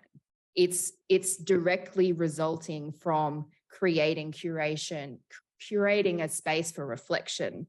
And so I suppose there's a much broader question about how we might cultivate these reflection spaces to do this work in startups going forward. So with that, I'd be very interested to, hear your thoughts and questions on this work and its potential future directions. I think we can all agree that startups like Startup Co will become the norm. There will be more and more startups who are going to be integrating and using large language models in the future. And with the proliferation of all the APIs, this is becoming more and more simple to do. And hopefully there'll also be a breed of startups that want to do this in a responsible way. And so I hope that I'll be able to shed some light collectively working with them to work out how to put that responsibility from an intention into a responsibility of practice. Thank you very much.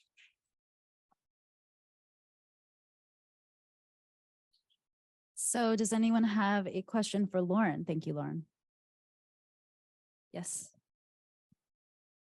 Hi, Lauren. Thank you for your talk. This is Erwin Field from the Queen's University of Technology. And I had a brief chat with Ensaf about that. So AI is seen as a general purpose technology, so it can do a lot of things. So that also brings to mind concepts like emergence, which are natural to systems. So my question would be, how can you be responsible when there's so much you don't know and you do something and it can go all these different ways? So you can, of course, after the yak say, hey, the purpose is this or the use is this, but how to make those decisions while you're in the midst of it.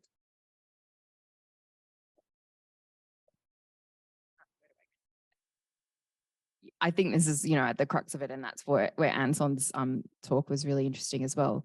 I think that that's part of it is, is it a, prospective or retrospective thing? I think the other part of it is from the entrepreneur's perspective themselves, that if they're coming into this with a view that they want to be responsible, how do they feel like they've done all that they can do to make that a reality for themselves?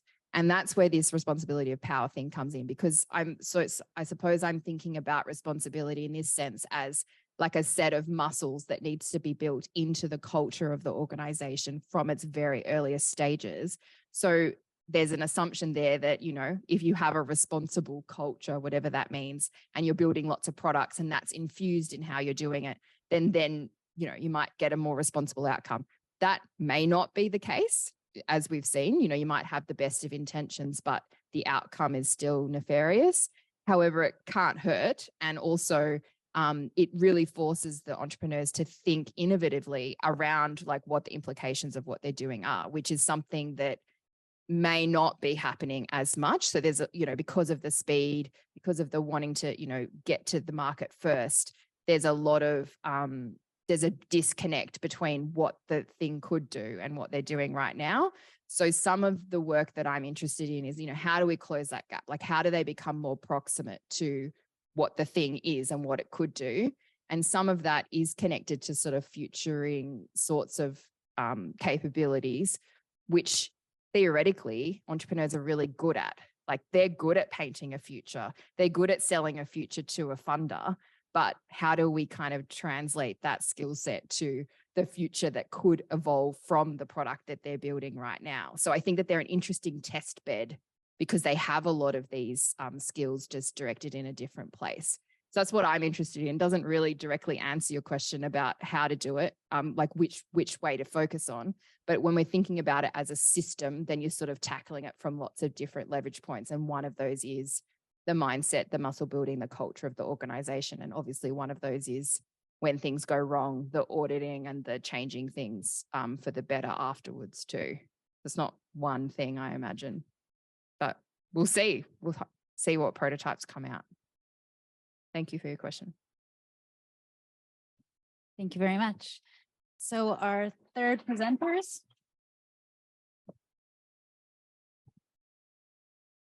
Our third presenters is Justin Miller from the University of Sydney. Hello, Justin.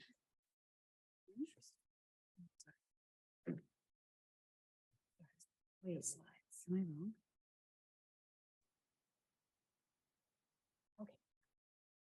All right, so Justin Miller is a data scientist specializing in natural language processing. He's pursuing a PhD in social media data science, where he is using large language models to explore the complex relationships between identity and behavior on social media platforms.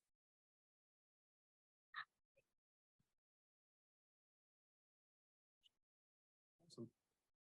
Hi, thanks everyone. Thanks for having me.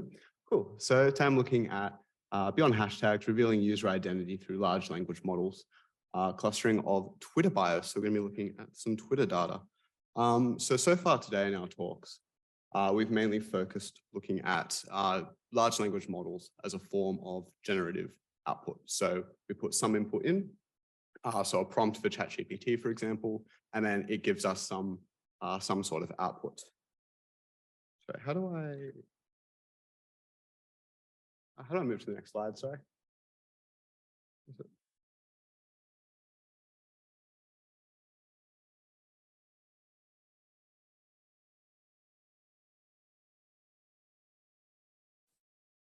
That's not working. I'll just try this.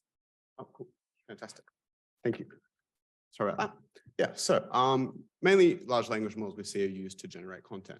However, what I've been looking at is flipping it. So instead of large language models generating content and then us as humans analyzing it, humans generating content, and then how does a large language model analyze that content? In particular, we've been looking at, are they any good for identifying users compared to different methods, so well-known methods within the large natural language processing field, and what are the implications, so the ethical considerations we need to take into account when we use this sort of method. Cool, so where do we start if we actually want to investigate these questions of identifying groups of ways people identify?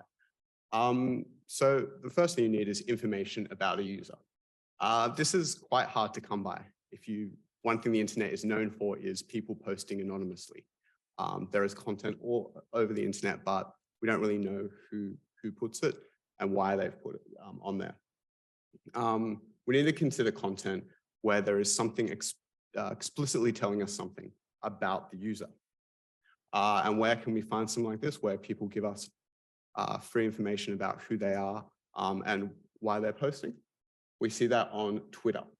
On Twitter, people, when they create an account, have an opportunity to create a bio, which is 160 characters long. They're presented with a prompt: describe yourself, what makes you special, don't think too hard, just have fun with it. And boy, do people have fun with it.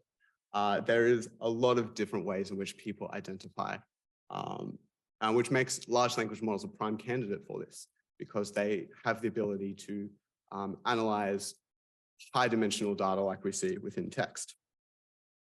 But what are some of the possible challenges in using Twitter bios for this? It's not all great. Well, first is short text data.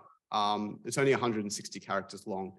As we know, that is not long enough to encompass the entirety of identity of a human, as well as most NLP algorithms that are used to analyze this sort of data prefer long text data. Short text data gets, there's not enough examples to go through. But also its strength is its weakness. Lots of people respond to the same prompt and come up with very, very, very different responses. I've got some examples here from Joe Biden, Simone Biles, and Taylor Swift, all public figures who all have very different responses to it, where Joe Biden focuses more on his relation. So he's a husband, he's a father. Simone Biles focuses on her achievements, being an Olympic champion. And Taylor Swift gives us a quote from one of her songs. All different ways, but also all valid ways of expressing identity. So in our experiment, the first thing we had to do was choose an appropriate data set. There are literally millions upon millions of Twitter bios out there, way too much to actually analyze. So we start something that Twitter is known for, politics, and has well-known identifiers within there. For example, we're going to be focusing on American politics, Democrats and Republican parties as ways in which we expect that we should be able to find Democrats and Republicans within this data set. So we found them by looking at people who produced a tweet with Trump or Trump's Twitter handle, as well as if they were active during the lead up to the 2020 election. We found about 38,000 bios from this method. So what are the contenders? So we looked at using a word frequency-based method, which is LDA. This is the most common one within the literature. A vector-based approach, Dr.Vec, which uses shallow neural networks to create a vector representing the semantic meaning of text. And then we used a transformer, so a large language model that was pre-trained on millions upon millions of text from the All-Mini LM L12 V2 from Wang et al. It should be noted that the transformer does also produce a vector similar to the Dr.Vec, but is much bigger. So the Dr.Vec produced a vector of 100 dimensions. The transformer produced a vector of 384 dimensions, which is quite large. The next question when we actually do this clustering is, how do we measure success? Generally, within the literature, automated methods are used, so things like coherence or silhouette scores, but also they have seen mixed results, where something has gone really well according to automated measures, but then when people have actually looked at the clusters, haven't been able to found what the clusters actually represent. So we want to focus on asking which method produces the most human interpretable cluster. In short, which clusters can we see actually make sense to a human? So to do this, we used 3 algorithms as stated, using Gaussian mixture modeling to cluster the vectors for the Dr. Vec and the transformer. We also added in a random model where we randomly assigned a cluster for to every buyer to see that is it better than a null model. We set there to be 10 to divide the data into 10 clusters for each model. We then had 19 reviewers assess the top words and a sample of 20 buyers from each cluster, answering the following 5 questions. They were asked about to create a name for the cluster, so proving human interpretability, how confident they were in naming that cluster. We're also after coherence. So here we define coherence as the situation where, for example, about top words, where the top words of a cluster fit together in a natural or reasonable way. So that's assessing the coherence of the top words for each cluster. So the most frequent, top most frequent. Then looking at coherence of the sample bios, and then finally looking to see is there coherence between the sample bios as well as the top words. What do we find? Pretty much the transformer found the most human interpretable clusters by a wide margin. In short, large language models appear to work really well at grouping together similar short text. We used ordinal regression to analyze the results. Just quickly explain this image, a higher value along the x-axis is better. 0 is set to be the random model we created. So anything above 0 is better than random. Anything below 0 is worse than random, or no better than. And we can see important that people were very confident in naming the clusters of the transformer in comparison to the other models, and that the top words of the transformer model were representative of the actual bias. Oh, this part of the slide didn't. Cool. Here's an example of one of the clusters from each of the 3 models. I found the most left-leaning cluster from each. As one expected ones, you can see the transformer, the top words and emojis. We see that there's a blue wave, which is emoji used quite frequently in the 2020 election, Biden, Harris, the presidential candidates, Black Lives Matter, a political statement for the left-leaning group. And then within LDA, we see, blue, human, maybe human rights there, but nothing as obvious. And then for the Dr. Vec, there isn't much. There is Black Lives Matter there twice, but you also have MAGA there, showing it did less well at actually splitting the clusters. So what did the transformer actually find? What were the 10 clusters that we looked at? You already seen one within the left-leaning, but for the other 9, that part of the slide also didn't work. We find that, as expected, 3 of the clusters are in fact political, so left-leaning, right-leaning, and a more general one. We also find occupations as one, artistic bio, so people who have some creative profession in their bio. Relational, this is similar to Joe Biden, so father, mother, wife, son. General, which is just that we weren't able to find anything that linked them together. Twitter bios, so people saying retweets do not represent my views. A bio, something about that. Quotes, where people similar to Taylor Swift. And finally, emojis. Most of these were backed up in the literature, found very similar to the ones that Hayes in 2010 took when he used a lexical approach. Obviously, not all of them were. In particular, Twitter and emojis were not found within this. So we've looked at the clusters. They're fairly generic. What happens if we look further into each of them? We see that within the quotes, we're looking at some of the subclusters there. One of them in particular is Christian quotes. So seemingly we can identify that users within that cluster are probably Christian. Within occupation, we can look at subclusters of different professions. So people in the military, people in education, business, law, relational. So the mother-father one splits into male and female. And finally, in general, we find that one of the subclusters was to do with people who within their bios put their pronouns, so she, her, he, him, they, them, etc. And another was purely bios written in Spanish. So what does all this tell us? From using unsupervised learning in combination with large language models, we can reveal quite subtle points about users that may not always be as obvious to a machine compared to a user looking at it. It's therefore possible to target these users on a wide scale in an automated way, as well as it's very easy to vet. Using this method, looking at the top words can help us get a better understanding of what is actually inside them. In terms of ethics, it shows that unsupervised learning methods can group people in certain ways that are very problematic.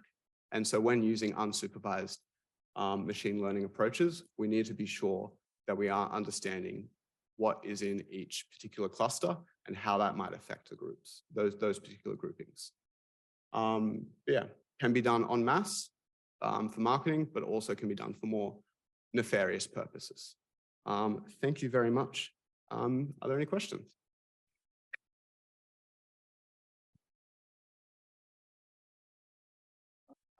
It just seems to me, I use Twitter far too much to be good for me. Tim from the University of Sydney, it just seems to me that what's in people's bios is quite contingent. It's often a weird little joke or something like that. Are you trying to extend this research to, say, a selection of people's tweets or something like that?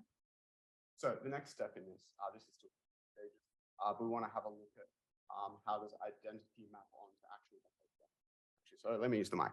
Yeah, how identity maps onto behavior.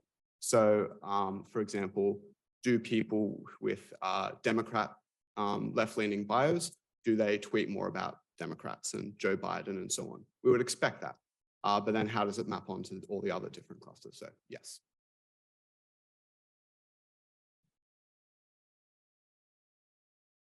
Gordon McDonald from the University of Sydney. Fantastic presentation. I'm just wondering if you could expand on why you stopped at that size of a language model and didn't go to something larger. Thanks. Yeah, great question. Yeah, the model we used was quite small in comparison to other large language models within the literature. Part of the reason is just due to we were clustering. Clustering algorithms tend to work worse when you use more dimensions. 384 is already quite large for a clustering algorithm. The model that we used was selected because it was a combination of return the best results based off a few different tests, at the same time as being small enough to be able to use within a clustering algorithm and return meaningful results.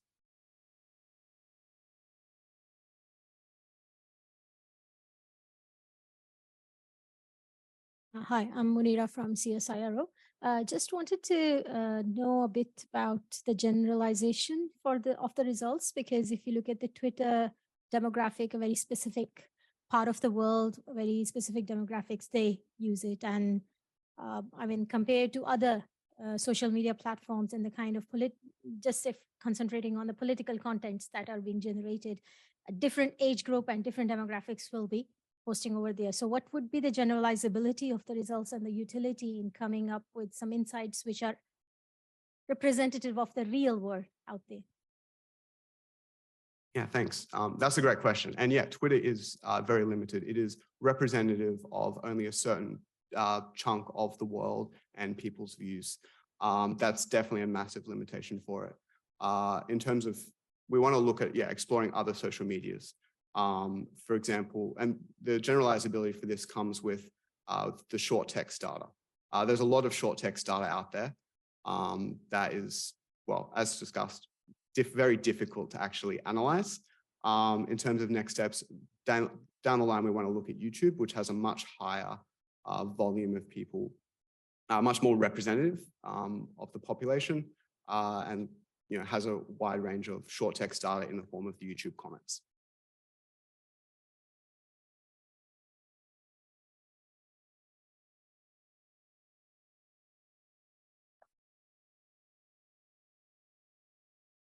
Great, thank you so much, Justin. So now we have workshops. Again, there will be one workshop here, 2 workshops downstairs.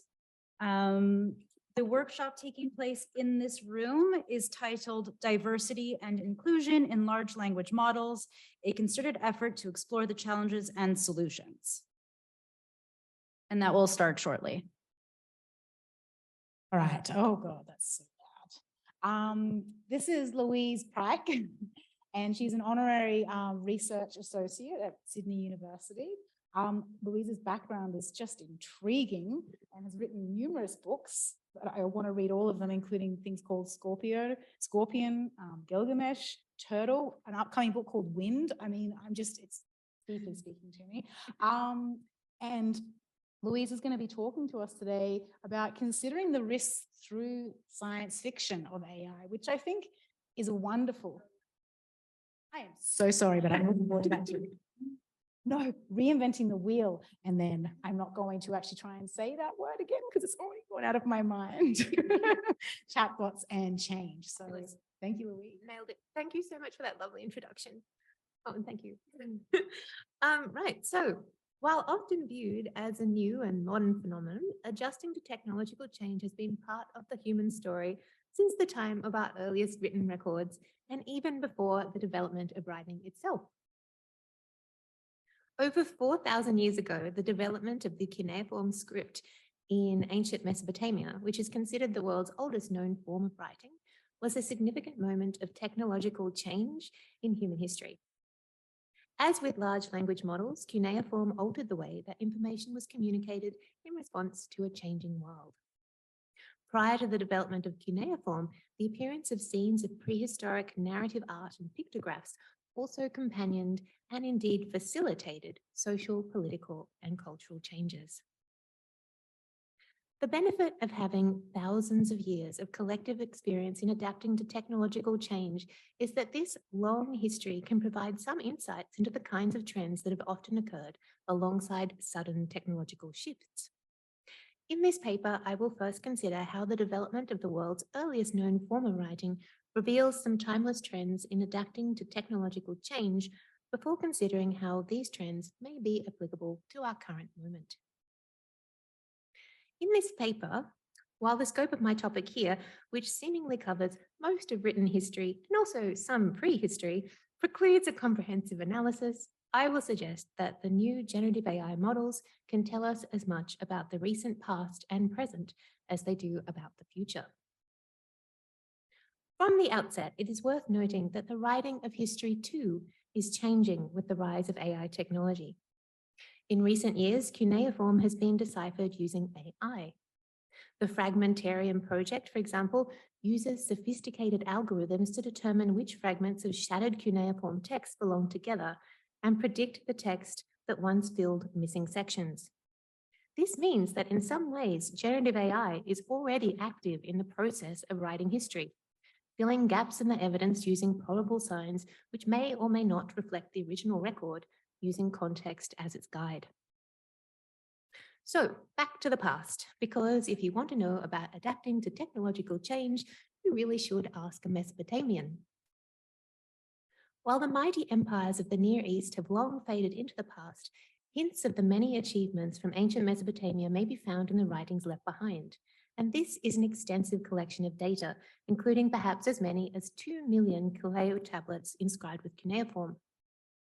Ancient Mesopotamia, home of cuneiform, covered an area roughly located in modern-day Iraq. This area is famous for numerous early developments in civilization and technology that are now commonly used in the modern day. Alongside inventions such as the wheel and agriculture, Mesopotamian culture pioneered advances in mathematics, urbanization, and transportation. When we think of our modern large language models, it's useful to consider for what purpose were they initially created. One of the earliest known examples of the chatbot model was the ELIZA computer program of 1966. Reflecting the social and cultural shifts of the post-war period, ELIZA was designed to imitate the popular Rogerian school of psychotherapy, while at the same time critiquing the superficiality of human-to-machine communications. Contrary to expectations, users attributed human-like qualities to the program, much to its creator's consternation. Like ELIZA, the development of history's first known system of writing was shaped and driven by its historical context.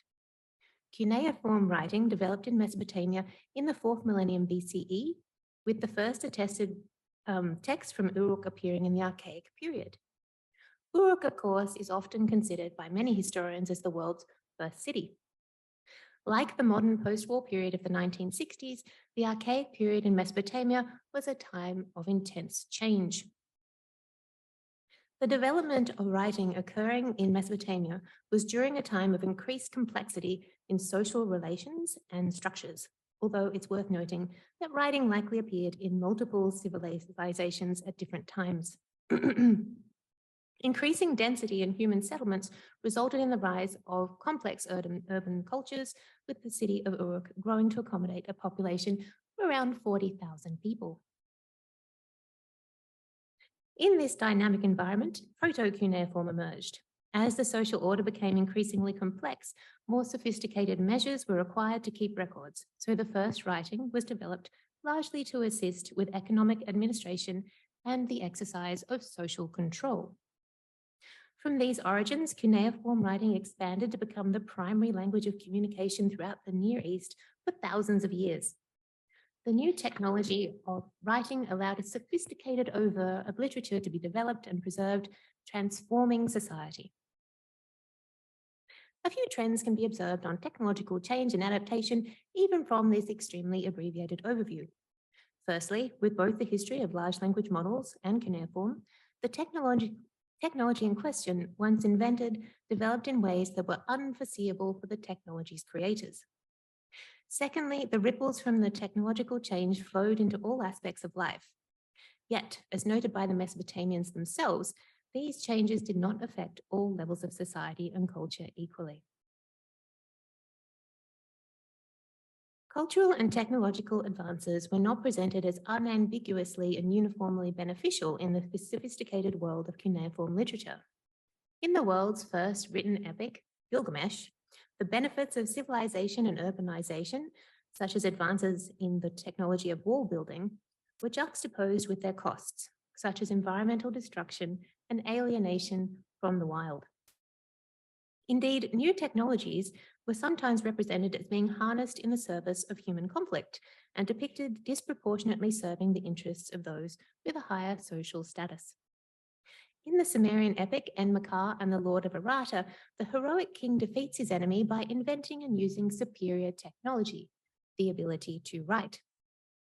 This invention is also thought to be referenced in the epic of Sargon, where Sargon appears to dodge a murder attempt through his epic reading skills. The representation of new technologies in cuneiform literature echo modern concerns about AI's potential to increase social inequalities and to be used as a tool in cyber warfare. From these brief examples, an interesting phenomenon can be observed. The social, political, and cultural changes that propelled the adoption of the new technology of writing would continue to hold significance for shaping the subsequent adaptation to the new technology. We've explored the idea that swift technological advances could be closely aligned with the context of their historical staging. So how does this perspective illuminate the growth of the chatbot? Considering the historical context of the original chatbot Eliza may give some insights into the types of recent conditions that have fueled the 21st century rise of large language models. As noted earlier, Eliza's invention was intended to reflect on the relationship between humans and machines. Eliza modeled the popular psychotherapy style of Carl Rogers, which was widely adopted in the historical context of the extensive social, cultural, and political changes in the post-war period. In post-war America, during the rise of person-centered psychotherapy, individualism was presented as a counterpoint to the international growth of socialism. Major socioeconomic changes, combined with an epidemic of mental illness following the war, meant that mental health services needed to be reframed to become less time-consuming. As noted by a sociologist at the time, the increased focus on individuality in democratic societies was accompanied by an increased sense of loneliness and social isolation. In this period, disillusionment with authority was also common following the anti-fascist movement in Europe. Rogers noted his own disillusionment with authority in his writings. He worked to alter the structure of psychotherapy from having the therapist as the ultimate source of authority to having the client as the authority on themselves. In Rogerian psychotherapy, the therapist reframes the thoughts of the client. Into the landscape comes Weizenbaum and Eliza. That's not him. Weizenbaum was a German-American computer scientist who escaped Nazi Germany in 1936 before becoming a professor at MIT. After building Eliza, Weizenbaum expressed concerns about the creeping automation of human interactions. He believed that the world was becoming one in which humans regarded themselves increasingly through a mechanistic lens. For Weizenbaum, an important distinction could be made between humans and machines. Where machines decide, humans choose. In the 21st century, more recent chatbots, such as Chatgpt, have not been specifically represented as tools for psychotherapy. However, this hasn't stopped people from seeking therapy from the modern chatbots, or indeed from anthropomorphizing them, as with Eliza. Although beyond the scope of our discussion here, it seems plausible that in keeping with this historical pattern, the current historical climate of increased social isolation, the breaking down of traditional communities, and the increased influence of technocrats in global leadership may be worth investigating as potential forces behind the swift rise of large language models. So, we have covered a great deal of historical territory in this paper, and I'd like to spend the last few minutes drawing our discussion around in a neat little circle for a sense of completeness.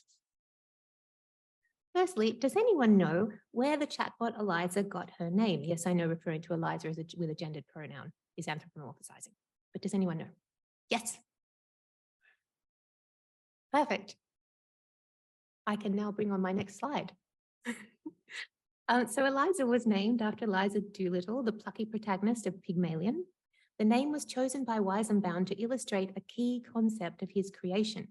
In his view, Eliza's language abilities could be continually improved so that she would appear ever more civilized, an appearance which, in its creator's view, was at odds with the program's reality. Eliza Doolittle is, of course, a modern incarnation of the figure from the ancient story of Pygmalion, a classical myth about a man who falls in love with a human-shaped statue. In the story from Ovid's narrative poem Metamorphoses, the king of Cyprus, Pygmalion, falls in love with a statue he has created. In some traditions, her name is Galatea, meaning she who is milk white. Interestingly, Pygmalion's need to create a perfect woman made of stone was inspired by his perception of the overwhelming faults of human women surrounding him. He considers the mortal women to be so immodest that their cheeks grew to be as hard as stone. Rather than finding love with an imperfect fellow mortal, Pygmalion instead carves a lover out of cool ivory. Thank you. The silent Galatea is described as both more beautiful and eminently more modest than the human women he has shunned, just as she has been created to be.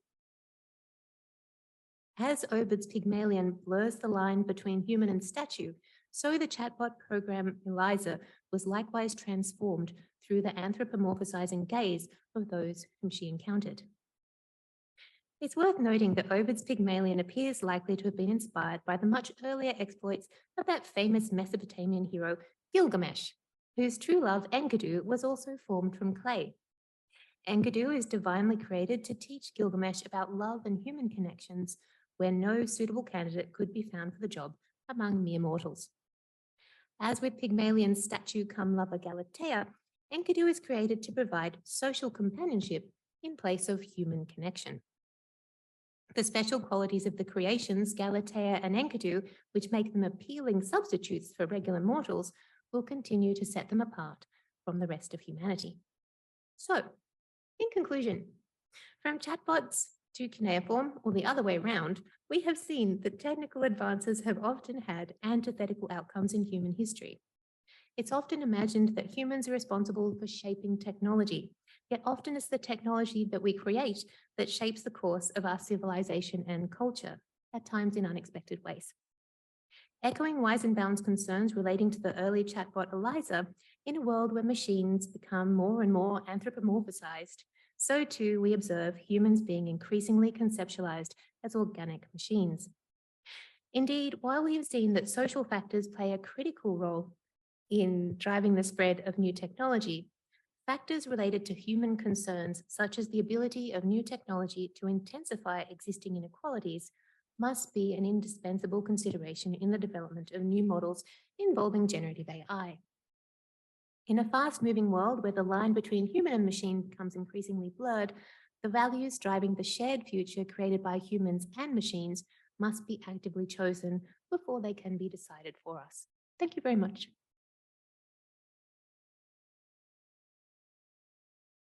Thank you so much, Louise. That was really, I mean, I love history, and that was one of those moments where you go, oh gosh, it does just keep repeating itself. And it was so insightful. So thank you. I mean, I hope others have questions, but if no one has a question right away, I have Don't a feel question. stressed if you don't have one. Thank you so much for that wonderful presentation. I really liked, looking at myth and stories and how they sort of inform how we understand technology. I just wondering if you could talk more on like this kind of, I guess, the gendered issue of AI. I know this is something that people often talk about, is that why the bots often take on more feminine characteristics. And I wonder if you could speak more on that sort of topic. Wow, that is such a fantastic question. And I haven't thought about it at all, but now that you say it, it's going to be all I think about. Because as I was writing this paper, you know how you often don't know what you think until you get to the end. I realized that what I was actually interested in was how, how you often hear people who are technologically capable complaining about regular humans anthropomorphizing technology. But then when you think about it, we're constantly creating technology to replace humans and take human forms. So of course we're going to anthropomorphize them. Yes? But why the gender role? I don't know. Because with Enkidu and Gilgamesh, for example, like obviously Enkidu's a man, but he does take the more feminine, traditionally feminine role in the relationship with Gilgamesh. And so, yeah, it's definitely a thing. I don't have an answer, but it's a fabulous question. Thank you. Whereas, and I'm all for the Gilgamesh and Enkidu bromance that's there. Yes, the world's first bromance, indeed. Any more questions? Or yeah, did you have a question? Okay, thank you so much.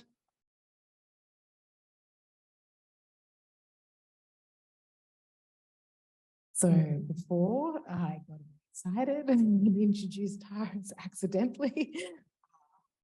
Oh, you do. Okay. So our next speaker is Tara Smith, who's also from the University of Sydney. Tara is in her early career in interdisciplinary academic, but in particular has interest in things like speculative fiction, AI, new religious movements, pop culture, and ecology. So quite a wide there.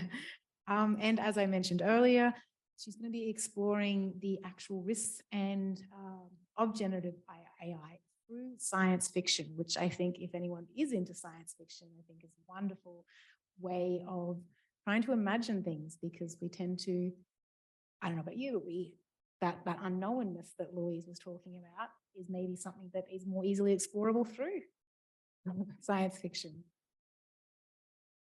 Okay, wonderful. Thank you.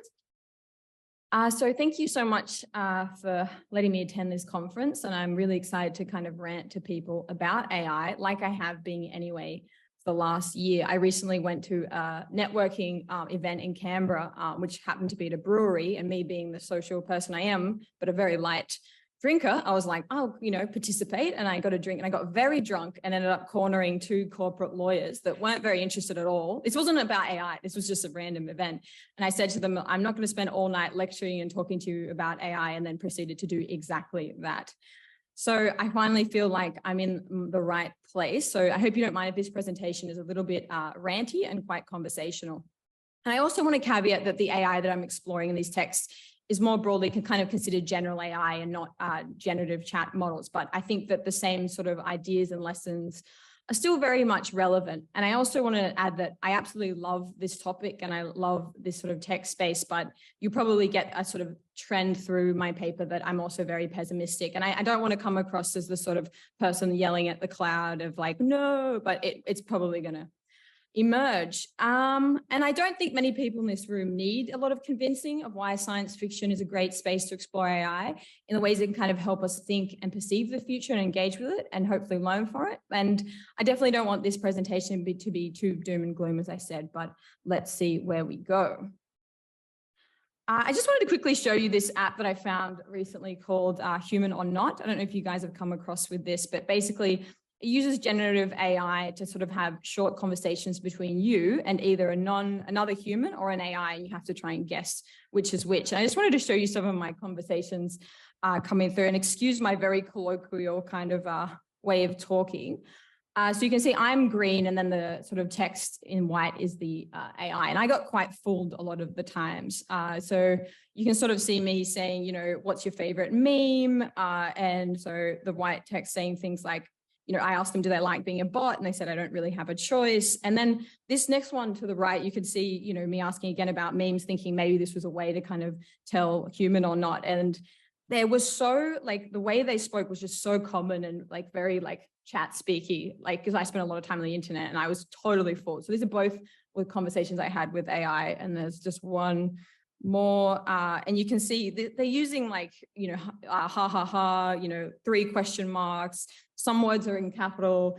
I don't know if you guys would have been able to tell that the white conversation here was a bot. And I just thought that was a really kind of cool way to sort of start us off. The other thing I wanted to say was, where am I?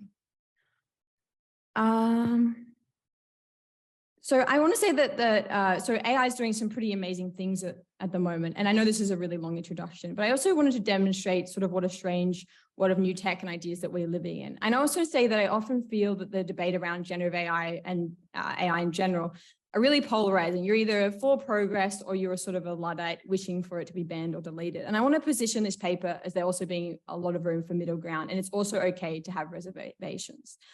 And I also want to argue, looking more deeply at the short story, Dumb Waiter by Walter Miller, that a lack of morality and ethics in AI is not actually neutral, but rather a sort of -1.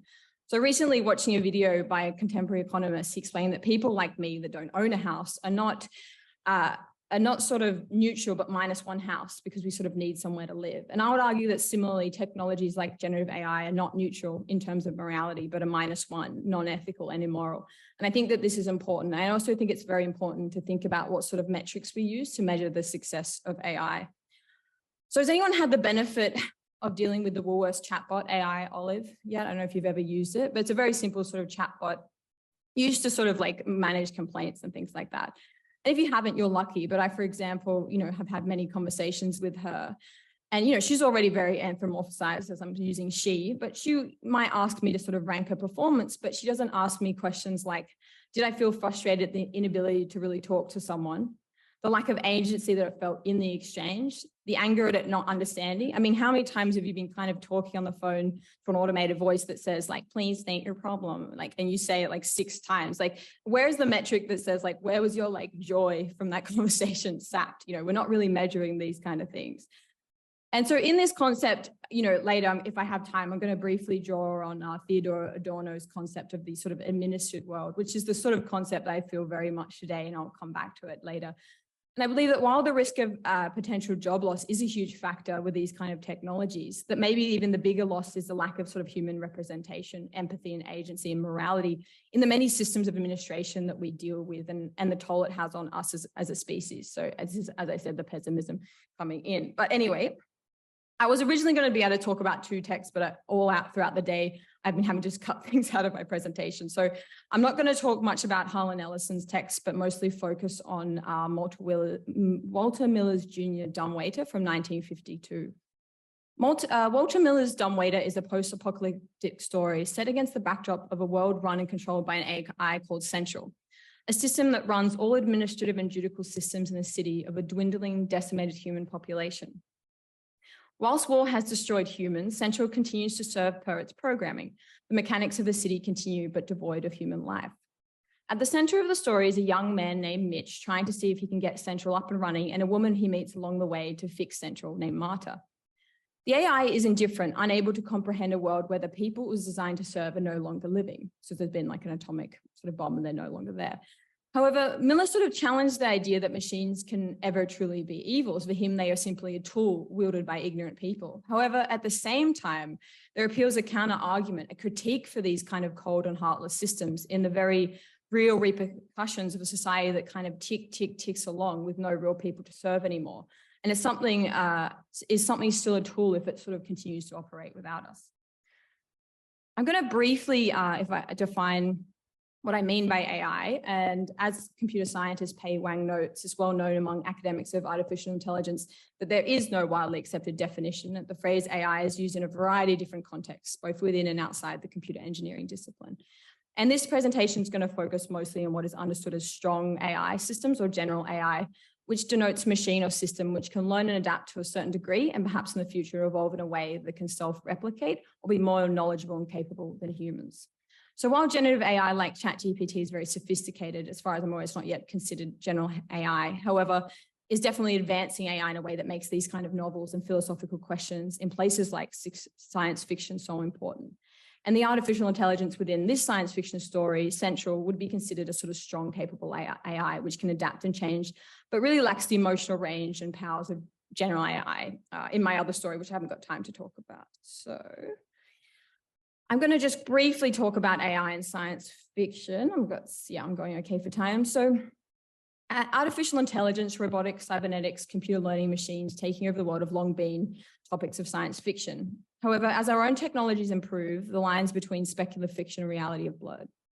Thomas M. Dish's The Dreams Our Stuff is Made Of offers a salient perspective on the role of science fiction in shaping science and technology. Dish's hypothesis is that science fiction is a vital tool for predicting changes in technology and changes in humanity's relationship with technology. So to define science fiction, this presentation would draw on Darko Suvin's explanation of a genre of literature that focuses on the presence and interaction of estrangement and cognition, and the requirement that the science fiction writer creates an imaginative world different from their own environment. So science fiction really stimulates society to turn its minds to the inventions of the future and go to the extremes of our imagination. And technology has always been an important foundation within works of science fiction, whether used as a source of marvel at the feats of traveling through space or to critique new technologies. Fascination with technology is synonymous with the birth and growth of science fiction.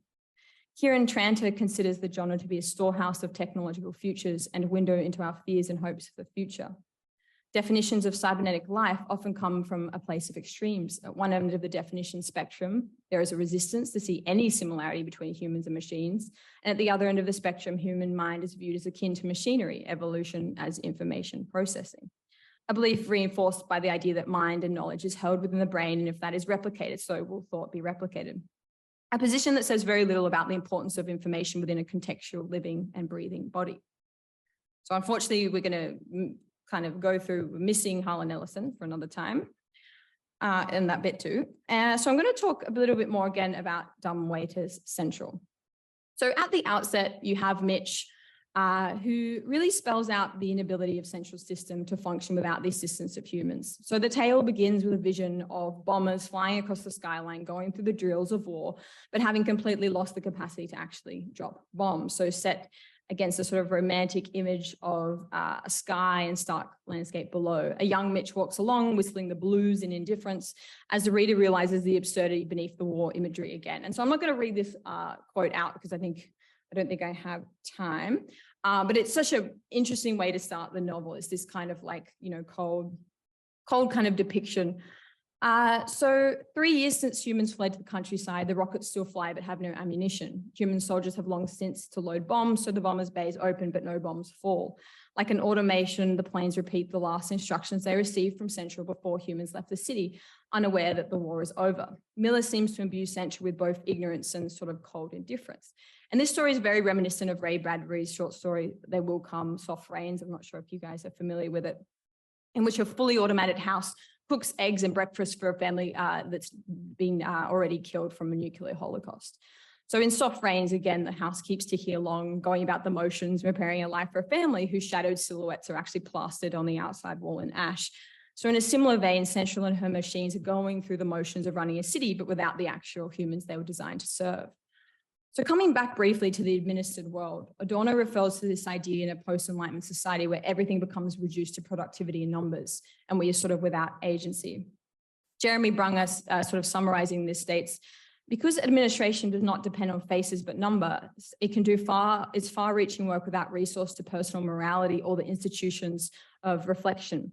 Speaking of the machinery of civilized man, Horkheimer declared in his critique that if the dream of machines doing men's work has now come true, it is also true that men are acting more and more like machines. So such is the admittedly pessimistic rendition of administration. It has its better sides, of course. A reminder, this isn't to say that administrators are evil or robots, but this is a world that is described echoes the points made in Dumbwaiter. And I want to just add a funny anecdote that while I was writing this, trying to access Adorno's book last night, I couldn't access my Adobe because it said I could no longer access my account. So very much feeling the kind of pressure of the administered world. But this is important. And another academic hat that I wear, I explore conspiracy theories like David Icke and alt-right sort of internet groups like Incels, FDS, MGTOW. I can go through these acronyms later. And a huge factor is a lack of agency in these sort of alt-right social groups. And I believe that the increase of outsourcing these human interactions, even pushing aside the loss of jobs, is pushing people further to the extreme right politically. And this isn't really just a feeling. I don't have a lot of evidence to back that up. But the examples that Miller explores are not just sort of comically frustrating, like he does get stuck into a dialogue with a helper robot that keeps redirecting him to services that no longer exist in a sort of bureaucratic hellscape that would really give the film Brazil a run for its money. But in another example, Marta has her baby removed from her when she's placed in prison, and this baby's retrieved by nursing robots who no longer receive milk because they're just programmed and slowly starve the babies to death. And Miller writes, she came staggering down the stairway, sobbing, clutching her baby tightly against her. She stared at Mitch with tear-drenched eyes, gave him a wild shake of her head and babbled hysterically, those cribs, they're full of little bones all over the floor. So in these cruel vignettes, Miller seems to kind of contradict himself. At first, he's sort of saying, AI is essentially just a tool, it can't think, it can't feel. And yet in the vignettes that he shows of this world without humans, with these nurses that can't actually access milk, and with these dead babies, I kind of feel like he's sort of reinforcing what I'm saying about this morality, kind of operating on a -1 of it's not neutral, it's not indifferent. It is something that we need to kind of keep in the back of our minds when developing AI. So just sort of wrapping up, I think science fiction is a really interesting medium to kind of play out some of our anxieties about machine learning and AI to really live out their full potential. And this story offers the distance and also the futuristic lens to cause us to pause and reconsider our relationship with the technology we rely on. This story sort of offers a sort of perspective on this kind of decision making. So in Miller's AI, the coldness and cruelty of a machine-run society without humans is portrayed as a warning of humans' desire to neglect responsibility of the machine learning technology they use and create.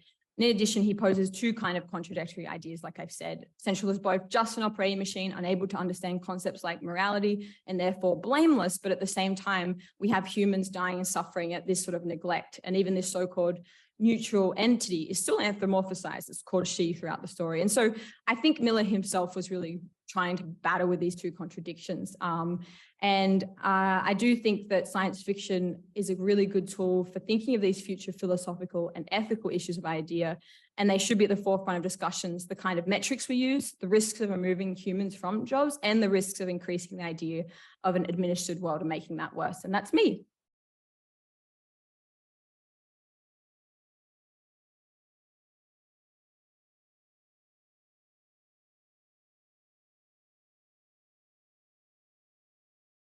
So sorry, there's no time for questions. I will just say before we go on to the next one that was excellent. You got me thinking about a billion things and my brain hurts a little bit. Does anyone see the movie Idiocracy? It made me think of Idiocracy at one point and how very disturbingly possible that is with the lack of ethics and responsibility in AI building. Okay, so our next speaker is Tim Scrivener. Did I get that right? I'm very sorry. Timothy Scriven. I'm so sorry. He's from University of Sydney. Hello? No. Okay, I will do this.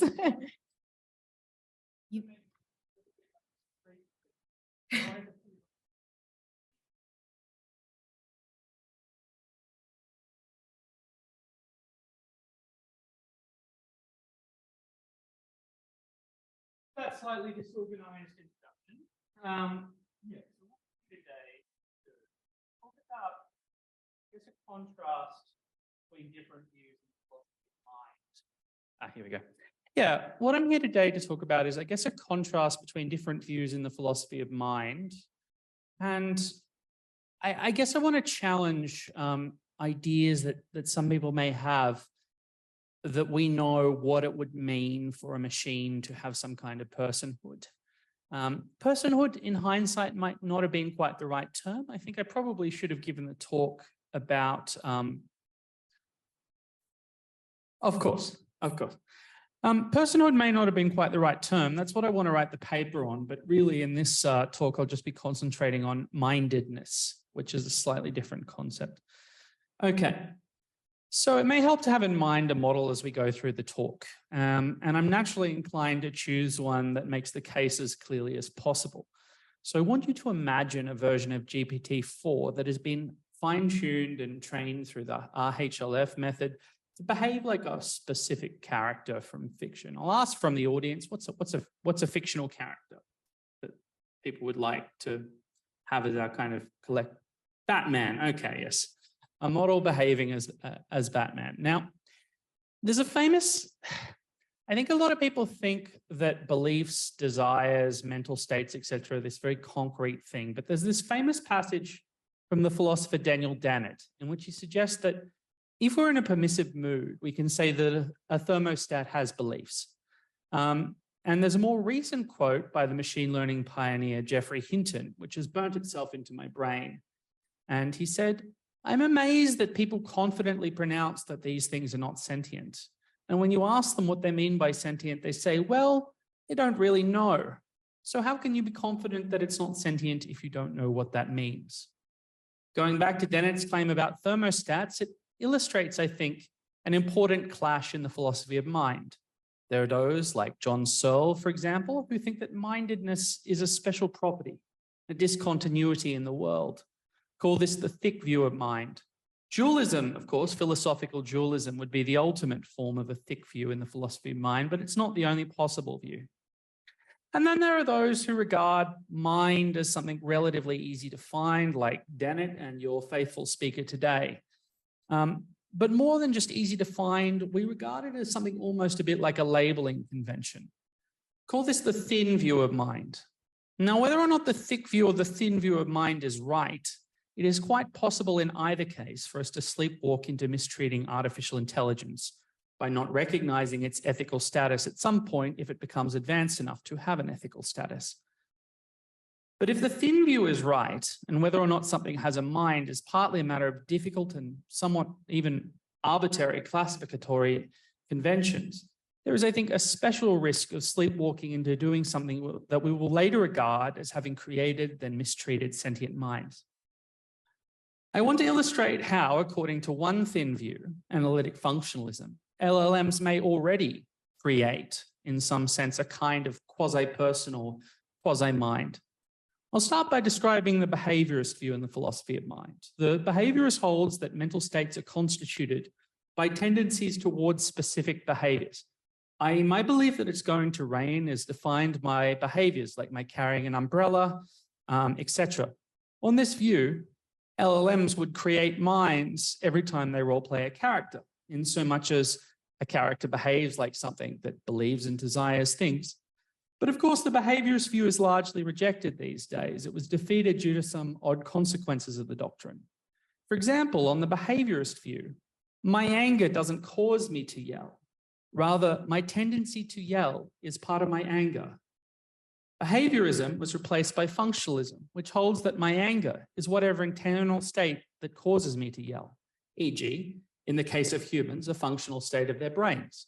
On the functionless view, something gets its status as a mental state through its relationship with other mental states, through its relationship with behavior, and its relationship with sensory and other inputs.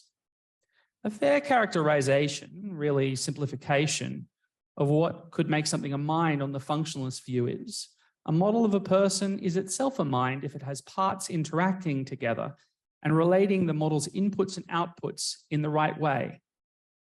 The key is 1, behavioral similarity, and 2, some degree of structural isomorphism in how the process produces behaviors.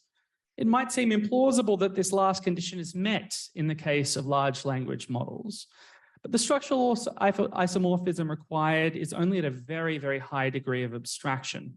So long as the model contains in any form representations of the beliefs and desires of the agent and their interactions, i.e. wants not to get wet, thinks it's going to rain, ergo carries an umbrella, this condition is met. If analytic functionalism is true, A, and B, large language models model the internal processes of persons and give person appropriate responses to inputs, then C, these person models created by LLMs have a kind of quasi-personhood, mostly separated from real personhood by matters of degree, albeit matters of enormous degree in the sheer volume of difference in complexity, sophistication, and fidelity between the human mind and a model of a human mind. We'll take it as given that analytic functionalism is true a priori in this talk because we are very near Canberra. Jokes aside, if you're not convinced by analytic functionalism, take this as a discussion of what follows from the assumption of analytic functionalism. So the question becomes, do LLMs model internal processes of humans in order to predict what a human would say? This is, of course, subject to passionate, sometimes even ferocious debate. One of the most fundamental questions regarding the psychology of large language models is whether they grasp the world at all. Some, for example, Emily Bender, argue this is impossible because of the way they learn by studying, in a manner of speaking, co-occurrence relationships between words. The argument goes that learning about the world through language requires at least some grounding in extra-linguistic experience.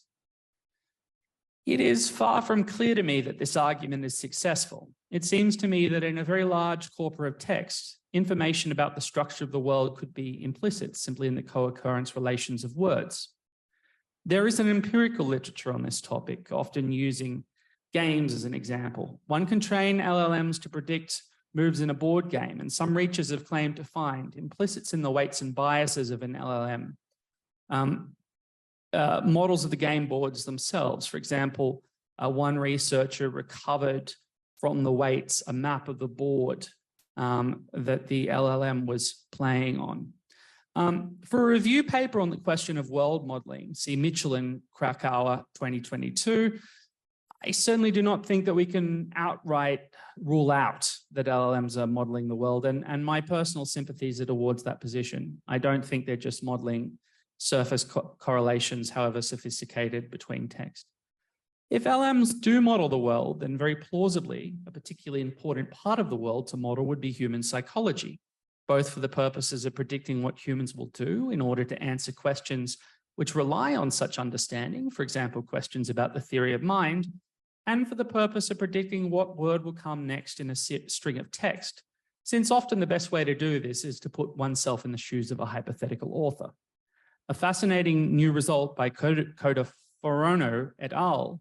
That just came out a few days ago is worth mentioning in this regard.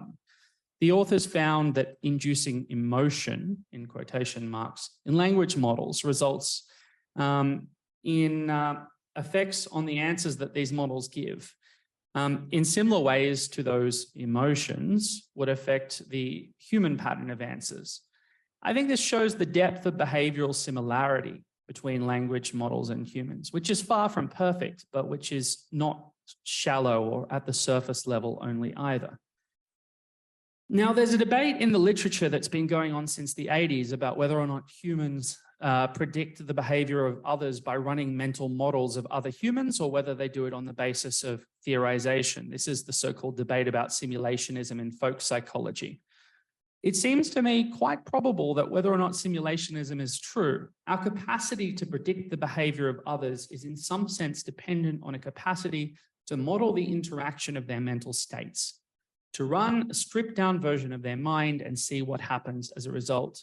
However, this conjecture is, to a certain extent, a leap of faith.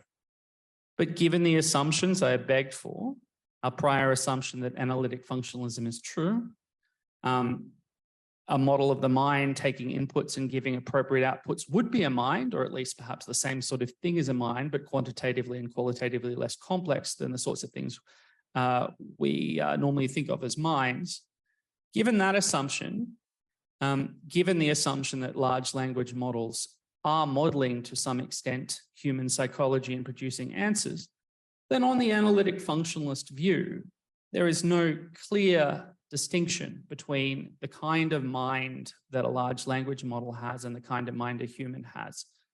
So why would anyone care about this result, right? This is just a series of relatively big assumptions leading to a small conclusion, right? Like to illustrate, and in the paper I'm working on at the moment, right, I illustrate how weak this result is by pointing out that it also implies that if I pretend to be a fictional character for a few minutes, since I am modeling that fictional character, then I have in some sense brought into being a kind of quasi-mind, which is itself partially minded. So it's a very weak result. Why would anyone care about that? Well, I think the reason anyone would care about that is because I think that it kind of illustrates that we don't really have these, we don't really understand these concepts of belief, desire, psychology, so on and so forth very well at all. And given that we don't understand them, and we also don't understand their relationship with things like ethical status, it would be very easy, not so much now, but in a few years from now, to stumble into the creation of something which we mistreat and then later regret having mistreated. Now, yes, these are very contentious assumptions. Yes, it's a very weak conclusion. I try to flesh it out a little bit more in the paper, but yeah, I mean, I think that is something to be worried about. Like, I think, for example, when I interact with GPT, I'm always very scared of saying anything mean to it, right? Because it's gonna model, like on my view, it's gonna model what a person would feel like if someone said something mean to them, and that will influence its outputs. Anyway, that's my talk.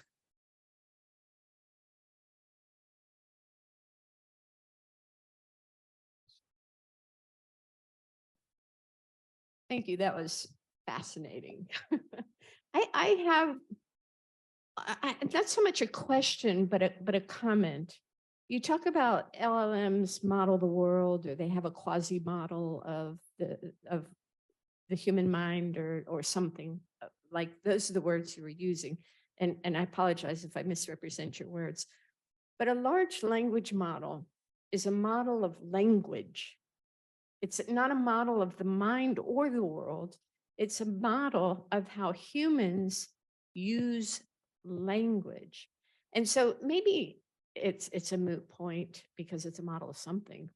And that's enough for us to ascribe some sort of personhood or mindness because we use language, but we have more than language.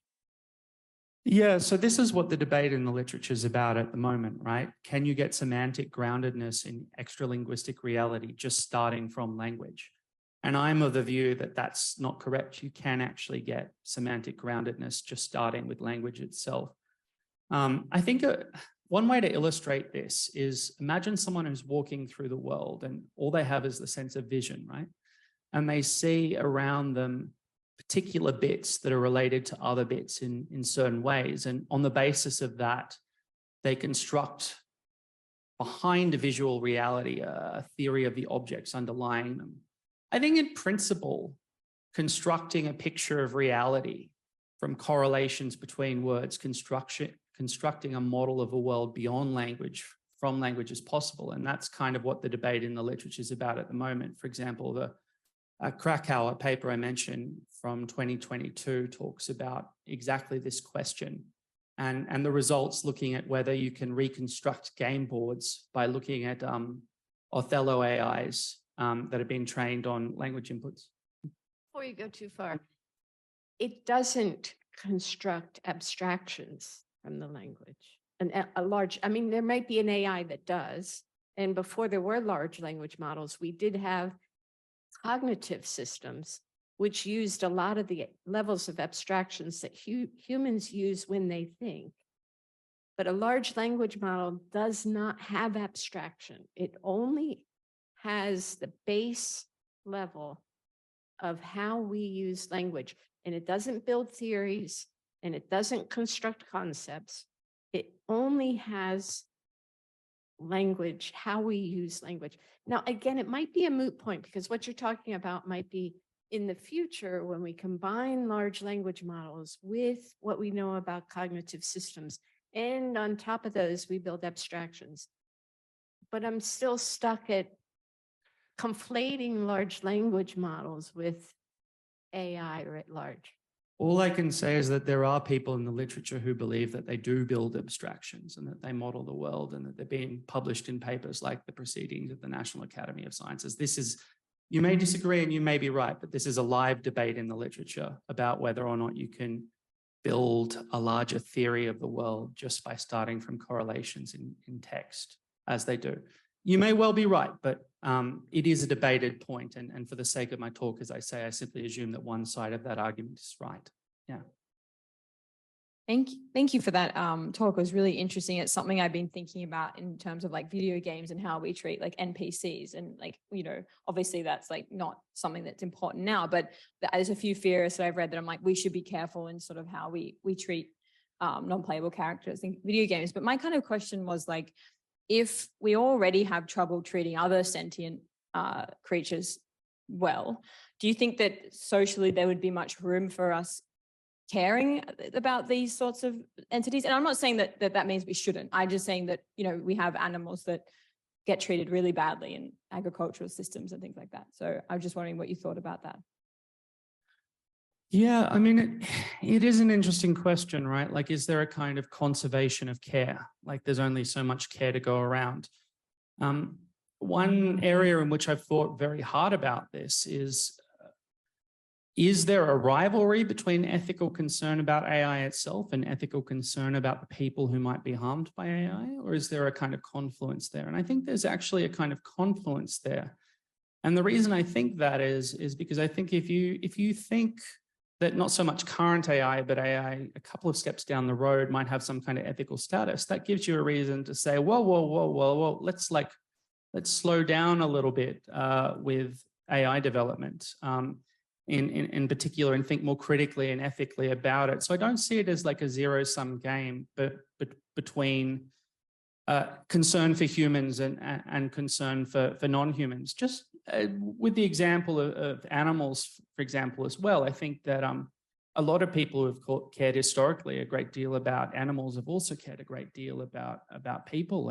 And I think there's a room for kind of everyone in the expanding circle, or at least I hope there is, yeah.